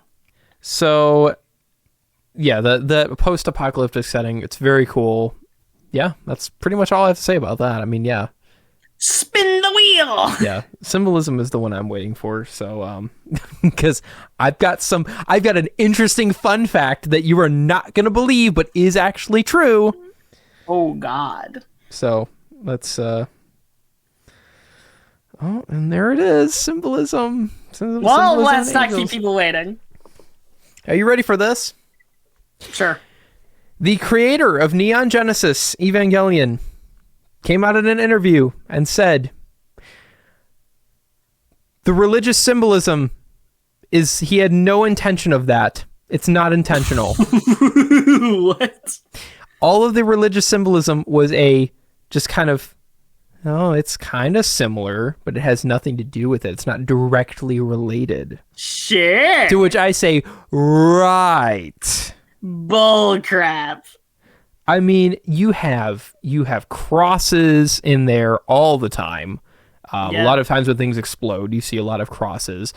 Like you said, angels, biblically accurate angels, mind you, which very cool, and they put a lot of work into that, and it's very cool to see that all drawn out. Which I've said this many times about animation-wise. I'm a sucker for it, and it's my favorite medium. Right, and every time if you took Neon Genesis and you paused it, you get a fully realized image. You get a full piece of artwork that we could literally print out and hang on the wall. Like it's great. So I think the designs of the angels was really cool. I like that they kind of kept that biblical thing, even though apparently it's not related. Oh crap. So but yeah, the biblical symbolism, I mean, obviously the second impact and the third impact, which comes around later, that's just revelations, dude. That's literally... Yeah, come on, man. You cannot sit here and tell me that, oh no, it has nothing to do with it. The Bible never... The Bible is on his desk. Yeah, right. He's just like slowly pushing it back into the drawer. I've never heard of this book in my life. He's like shoving crosses and stuff, all like getting on the ground. Oh, man. What's this religion you speak of? I've never heard of it. It's crazy. So, I had to get the Kermit reference in there somewhere. I knew it was coming. I just didn't know when. Yeah, they always do a random Kermit voice. Yeah. So, yeah, the symbolism, I still cannot believe that. I cannot believe that he said, nah. Bullcrap. Yeah. Lying through his teeth. Yeah, that's not true at all. Not true at all. And if he's not, that's a really funny coincidence. Right. Yeah, it's a very funny coincidence there, buddy. But yeah, I think it was a very interesting take on it. because obviously, it's not just a 1-for-1. Oh, you could literally show this in like a Bible college, and like, you could study it as like, oh, this is like just the Bible. It's not. It's send us the hope. Why not? Shane? Yeah. You got nothing else going on? No, I know he's got nothing going on. It's not even taking that. Lego Club's canceled. You're watching Evangelion. Do it, dude. I'd like to hear Shane's takes on that. That'd be, I don't know. Something. So it'd be interesting. But no, yeah, the whole thing with, I still cannot get over that. How could you sit here and tell me these lies? Because God is real. Yeah. And he is definitely real in Neon Genesis. But anyways, yeah. And he has a sense of humor. Yes, he does. So yeah, it's a great take on it, and it created a pretty solid show. I mean, as solid as Neon Genesis can be, which depends on which way you look at it and depends on which part you're talking about. But spin the wheel. Anyways, well, actually, there's no need to spin the wheel because we are on the last thing. But you know what? Just for gits and shiggles, we're gonna spit it anyway. The singular thing on the wheel. I was really hoping we would end on this. Yeah. That's amazing. We actually did end up ending. Because I was about to say, like, can we reserve this to be the ending note? It was like, right. Cool. Well, here it is. So we have landed on the all too interesting depression arc of the show. Which, do you want me to start off by? Well, actually, I think I should start off by saying this. Okay. The depression arc was actually because the creator himself had depression while making the show. He suffered from very like clinical depression. Like it was bad. The depression arc, I guess, was kind of, at least the way I interpret it, was kind of just a way to vent about that. I don't think vent is the right word. It's a little bit of a strong word, but basically a way to kind of get all of that out and just express it through this medium, which, of course, a lot of people very much disliked and still dislike it to this day. Of course, that's where the movie picks up. We'll get to that. But I don't know. I personally do not hate the depression arc as much as everybody else does. As much as the fellas do. Because I think the fellas hate it more than anybody else. But yeah, your thoughts. I'm very interested to hear your thoughts on the depression arc. I have a few conflicting ones because I don't hate the arc itself, as there's a lot of insanely interesting visuals and deconstructions on these characters, and this is the most real the show gets. There's no stone that's left unturned in this arc. Every character's insecurity, fear, and character flaw is out here in the open. And from a character writing perspective, I love that. I love that we were able to really dig deep into these characters in a way we haven't been able to before. Yes. And really discuss what makes them tick and what makes them, different from each other. I do understand why people are mad in the way that it showed up, as, quite frankly, I think it's very jarring the way, not in the sense that it was never set up, because there were kind of bits of this introspection that showed up before. It was more that, like, I remember, like, when you were pitching the show to me originally, before I watched it, you were like, the plot's going and going and going, and then it just stops. And that is kind of what it feels like. After Shinji kills the angel, the last angel, we just jump into this. And I remember I was taken aback a little bit, going, how is all of this working in the grand scheme of the show and the lore? And then eventually I'm like, I don't think that matters right now, because I don't think that's what the creator wanted to do. No, it's not. And like you said, a lot of creators, including Evangelions, do put their personal stuff in their work all the time. And I'm not going to sit there and say it's a bad thing. I do it here too. Like, my personal philosophies come out in these podcasts and when we did the radio show all the time. It's unavoidable. We're human. George Lucas's thoughts on politics came out in the prequels. James Cameron and like all the stuff he believes in came out in the Avatar movies and Titanic. And so much stuff comes out in the art that you make, because no matter how hard you try to run from it, you can never separate yourself from art and that's just the way it is. And from that perspective, I'm not going to sit there and get mad that he had this moment to discuss like kind of what depression was like for him, as a lot of it is quite frankly very moving. Like, I'll be frank, like I just watched these last couple episodes today, and they were the ones that like I was thinking about the most when it came to this whole show, because they were the stuff that like I've never really seen yet. And that was really cool, because I've heard like, heck, I was talking to a guy in one of my classes today, like, yeah, I'm watching Evangelion, I'm on this episode right now, and he's like, oh, you haven't seen it yet? And I'm like, yeah, I haven't seen it yet. And he's like, oh, good luck, man. And it was so weird, because I guess we'll kind of use this as a jumping board to talk about the specific characters and kind of all that they are in this. And we'll start with Asuka, because we kind of spent a large portion of time dunking on her. We learn her backstory, right? Basically, I know we joke about mommy and daddy issues all the time. Has them both. Her mom commits suicide. Yeah. Her dad isn't there. She feels like she is largely alone. She's lonely, which is a common theme we see with every single character in this arc. Of course. They're insanely lonely. And Asuka looked at that and said, I need to grow up on my own. And obviously there's foreshadowing in this. There is a really sad scene where Shinji and Asuka are sleeping on the floor, and she is kind of crying to herself for a bit. And Shinji's like, she's just as much as a kid as me. And she's whispering about her mom too. Yeah. And we don't really get a lot of that, but like there are those little moments where it's like, what's going on here? And then we get it. And I gotta say, I know we were kind of talking about how gratifying it was to kind of watch Asuka's fall from grace. I'm not going to say I did a whole 180 on how I viewed the character, but I got to say, this is like some Greek tragedy, like switcheroo kind of stuff going on here, because you do not have the same perspective on Asuka after watching these episodes. That obviously doesn't excuse her for how she kind of was in the beginning, but holy crap. The visuals do a phenomenal job at like showing her terror, because it's like, you know, kid Asuka's like, oh my God, where's my mom? It's in harsh reds and black. We see the silhouette of her mom in the noose. Oh my God. Yeah. Such a hard image. And the imagery just in general in this entire thing, I think is probably the most, it's one of the most beautiful pieces of animation I've ever seen.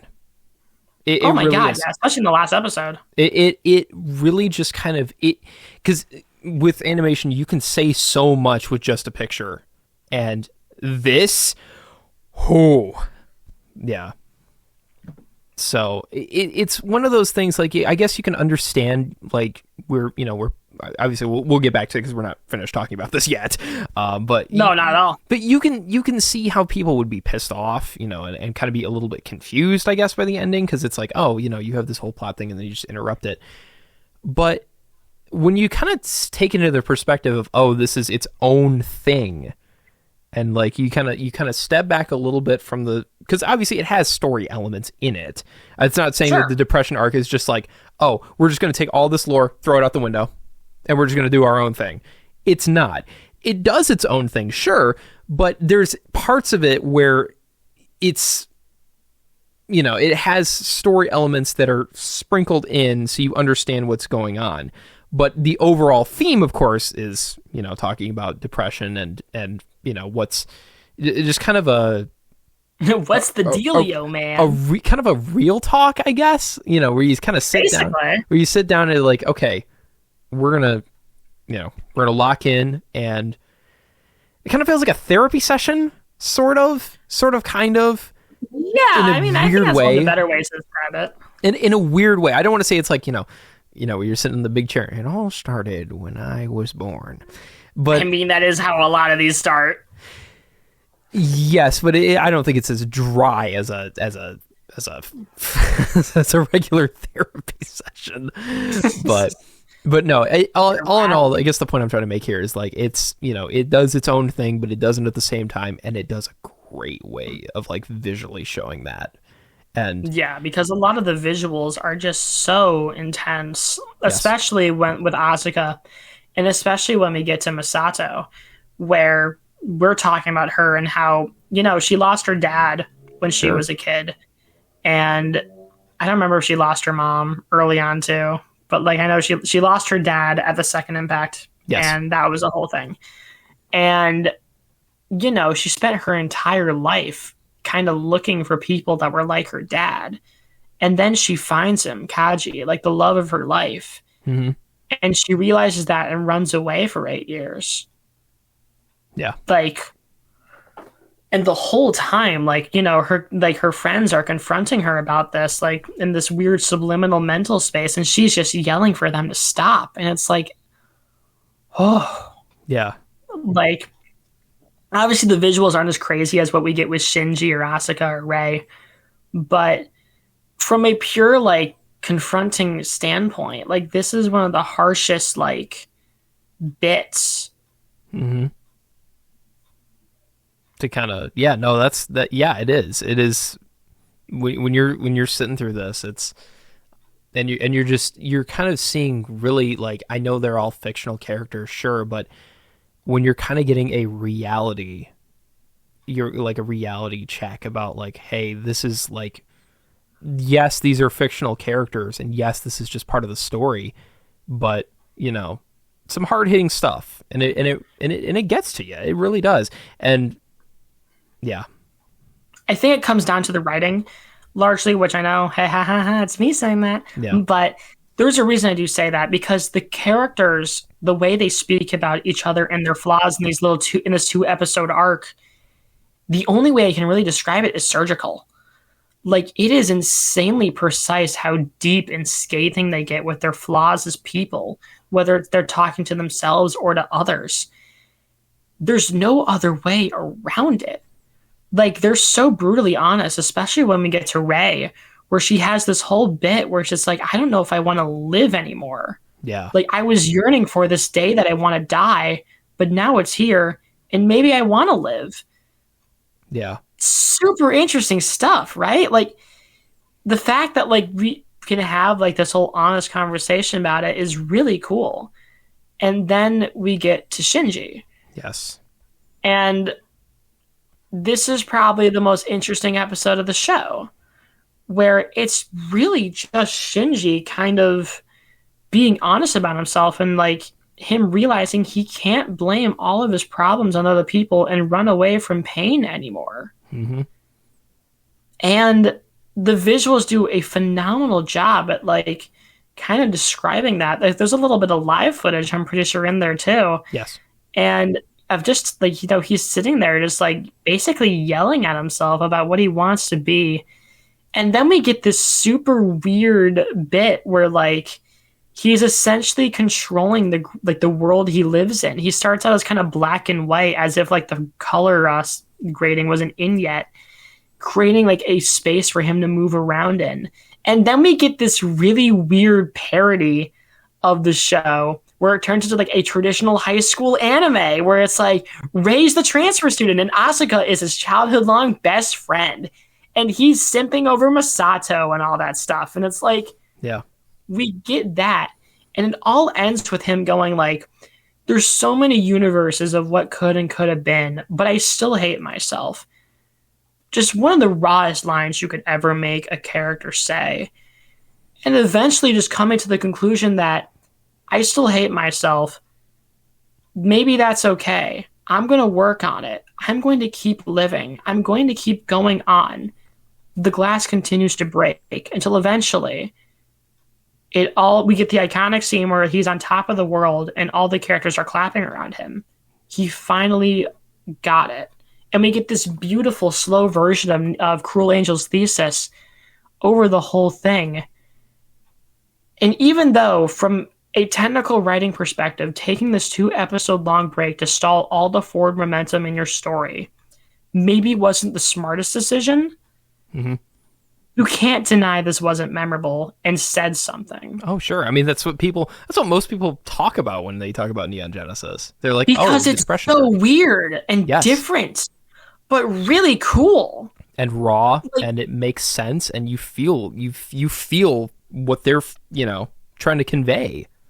Right. And again, I haven't been 14 for a very long time. Oh, sure. Like I'm almost 21, but I'm sitting here watching this and I'm going like, I can see how teenage me and a lot of other maybe people in my generation, kind of around that age, and probably past generations too, would very much appreciate this and what it's trying to say. Mm-hmm.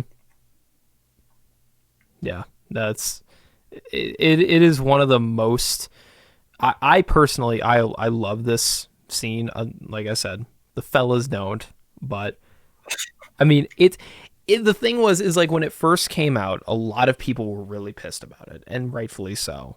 But later on, I guess this ending part has kind of gained like a cult following, I guess, and like, you know, where it's kind of just it's become a classic. I mean, that's you know, and then once you kind of look deeper into it and you understand what's going on, and then you learn that that the creator had depression himself, and that this was just kind of all of this coming together to create this saga that ends so satisfyingly with the congratulations and the, like you said, the really slow version of Cruel Angel's Thesis.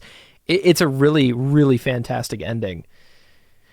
And then the ADV dub had to come in and ruin it with its little rant, which that's so funny though. Which like I said, that's you've probably already heard it. Thanks, Future Aaron. Appreciate that, buddy. But that's why the original version of it, you know, when they're not parroting it, because the ADV version came out around the same time, like around, I think it was like 1999, 2000, that kind of era. So I don't think that scene, like the depression arc, was really as appreciated as it is nowadays, where, you know, people kind of see it for like, you know, for what it really is. I mean, it's a beautiful interpretation of, you know, of depression and you know, suicidal thoughts. It's a great and you know, and resolutions out of that. And I don't know. I don't think a lot of people should parody that, because obviously it's a sensitive subject. It is. There's no getting around that. But yeah, I do appreciate that a lot of people are appreciating it now. Now that it's been so many. I think this show came out in 94. Or was it 93? Yeah, it's an older one. Yeah, I think this show recently had its anniversary, and but no, it's great, and I think it was a really weird but solid ending to the show. And I think to kind of wrap this up, because there is one more bit about the depression arc I want to get into before we get into closing thoughts, is, and this bit I was thinking about because the Team 4-Star, the guys who made Dragon Ball Abridged, super smart people over there, just so talented, so funny. I love them. Such influences on me in my writing and my voice acting and all that stuff. I believe, if I remember correctly, it was Nick over there who brought this point up, where there is a difference between the emotional quality of your writing and the technical quality of your writing. If we are being honest, the technical quality of the writing in this depression arc, while very surgical and good, very much feels out of place. I don't think I'm wrong for saying that. Yeah. So if you want to judge this on a technical level, it is objectively, well, maybe not objectively, but can be seen as technically bad writing. And that feels kind of gross saying that. But if you look at it on an emotional level and everything it was trying to say, it's something I don't think you're going to get from any other piece of media you see. And to me, that just really comes down to, are you okay with an ending that is kind of open-ended but says something that maybe couldn't be said other places? Or do you want a more technical, good ending to your show with the storyline it's built up? Like you said, that's why the movie exists. So you kind of have your answer to that question where you take and pick your ending. But all in all, I'm not mad this ending exists, as I've heard memes about this ending forever. And now that I've actually seen it, and I'm happy I did, I do kind of appreciate what this is. I'm obviously still going to be a little critical about it just from a technical story writing perspective. Of course. But there really isn't much else like it, you know? And I think that's the best way to kind of summarize what we think about Evangelion. There's a lot of bits of this show that you can find in other places to some degrees. It's a mecha, but it's a deconstruction of the tropes. It has a tsundere, but she's broken down into one of the most crazy explorations of character I've ever seen. A very annoying main character, but his writing is technically so good that it almost excuses that. It's a show that's filled with, I don't want to say caveats or contradictions, but reasons behind its choices. It feels very methodical and planned out in terms of everything that it is. And I know we didn't get to everything story-wise or character-wise in this episode, as again, we've been going for 2 hours. We have, and we still have, we obviously didn't get to everything. And this obviously isn't as one of our more comedic episodes, but yeah, all in all, I think it's pretty plain to see why this is one of the most iconic anime of all time. Mm-hmm. It's not my personal favorite. It doesn't crack my top 10. Of course. But I do think for anyone who wants to watch this art form, you should give it a try. Yeah. I mean, definitely, be prepared for what you're getting into. If you're looking at Neon Genesis as just, oh, it's like Gundam, it's robots, nope. It's nope. Nope. Forget it. Nope. But I obviously, again, get your shot glass ready. That's a great way of saying that. There you go. So I guess my wrapping up, getting their thoughts. That's one of the reasons why this is one of my favorites, is because it's weird and because it's not like, I mean, obviously I'm not saying that I am into Gundam. I'm not. I've actually never given Gundam a shot. So there you go. Ooh. Maybe I might have to. I don't know. Because I do like the the mech cool aspect of that. Because it is cool. It's awesome. I mean, it's a very, it's all right. Yeah. Obviously that's not the main focus of the show, but kind of, yeah. It's there. It's there. But that's one of the reasons why I can't stop going back to it. It's weird enough that it's got its problems for sure, but it keeps you interested and it keeps you hooked into this with just the kind of strangeness to it. Keeps you thinking. It keeps your mind going this entire time about okay, why is this happening? What's going on there? Oh, okay. And it's deep and it's got a lot of philosophical things to it mixed with a mech anime. And it's a weird combo, but I love it. So that's why I love Neon Genesis. And the ending, like I said, I love the ending. I think it's a very, let's just stop the show. Go into that. But I don't have so much of a problem with that because, of course the movie exists. I'm sure back in, when the show originally aired, yeah, I can understand that being a little weird. Yeah. Because the movie didn't show up for 3 more years. Really? Yes. The movie came out in 1997.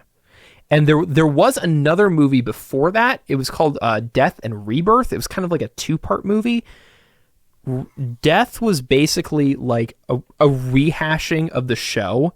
So if you basically want a quick synopsis version of the show in an hour, that's what you turn to. And Rebirth was basically the first half of End. Again, it gets complicated movie-wise because there's just so much.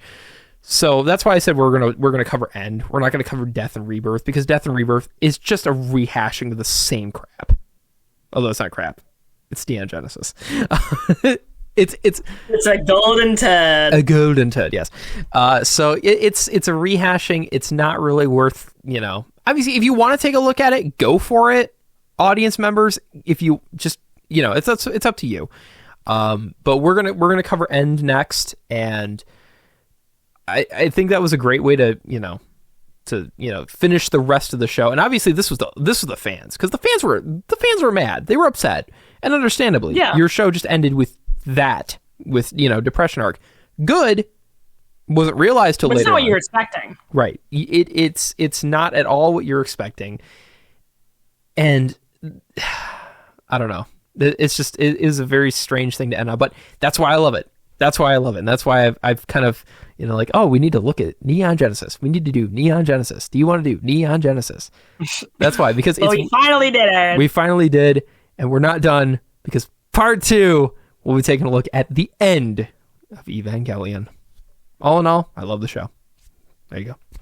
I don't really think we have much else to say. We've been going for a really long time. This is the longest episode to date. How long? Well, unedited time, which edited time will definitely be different. I'm sure there's going to be I don't think it's going to be that much different.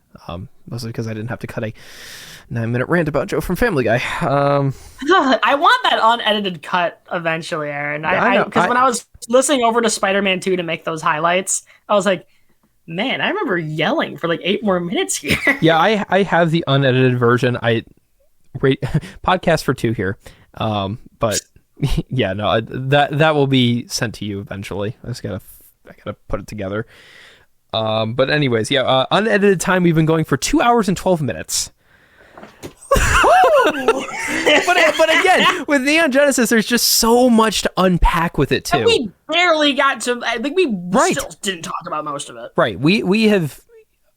I don't want to say we scratched the surface or barely scratched the surface, because we like gave it a good old butt wipe of information. Yeah. We still got like some bits where we like got to give it a nice good old clean, but we got most of the chunks. Still a little bit of run left that we gotta cover, but I assume we'll probably touch on a little bit of that during the end, because obviously it picks up from the show, so there you go.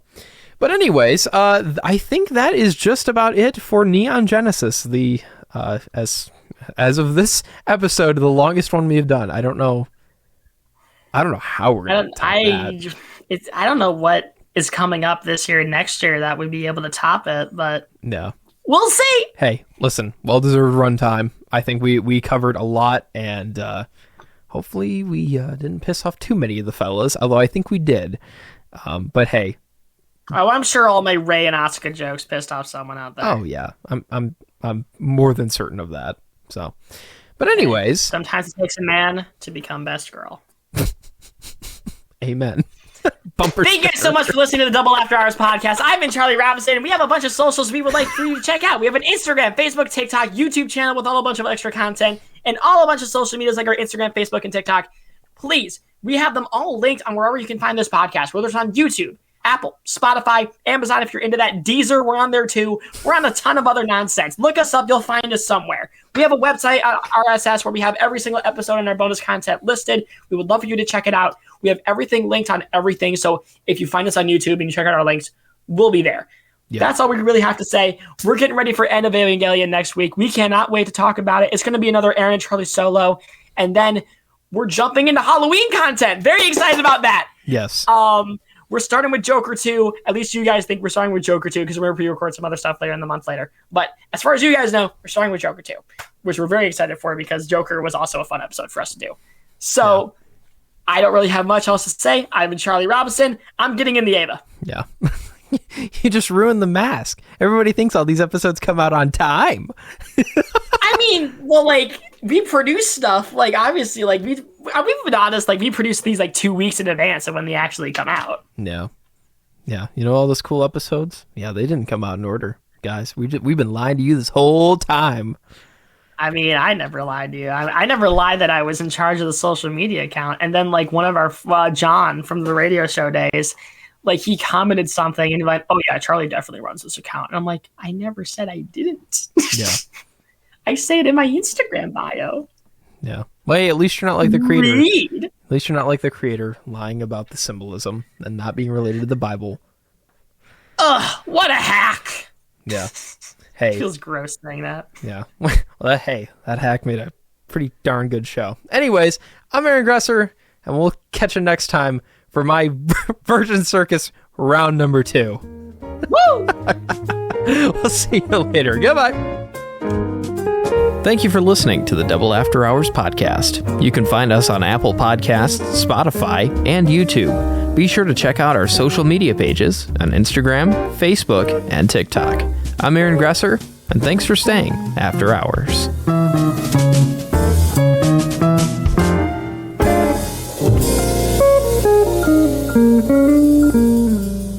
Congratulations! Congratulations! Congratulations. Congratulations! Congratulations.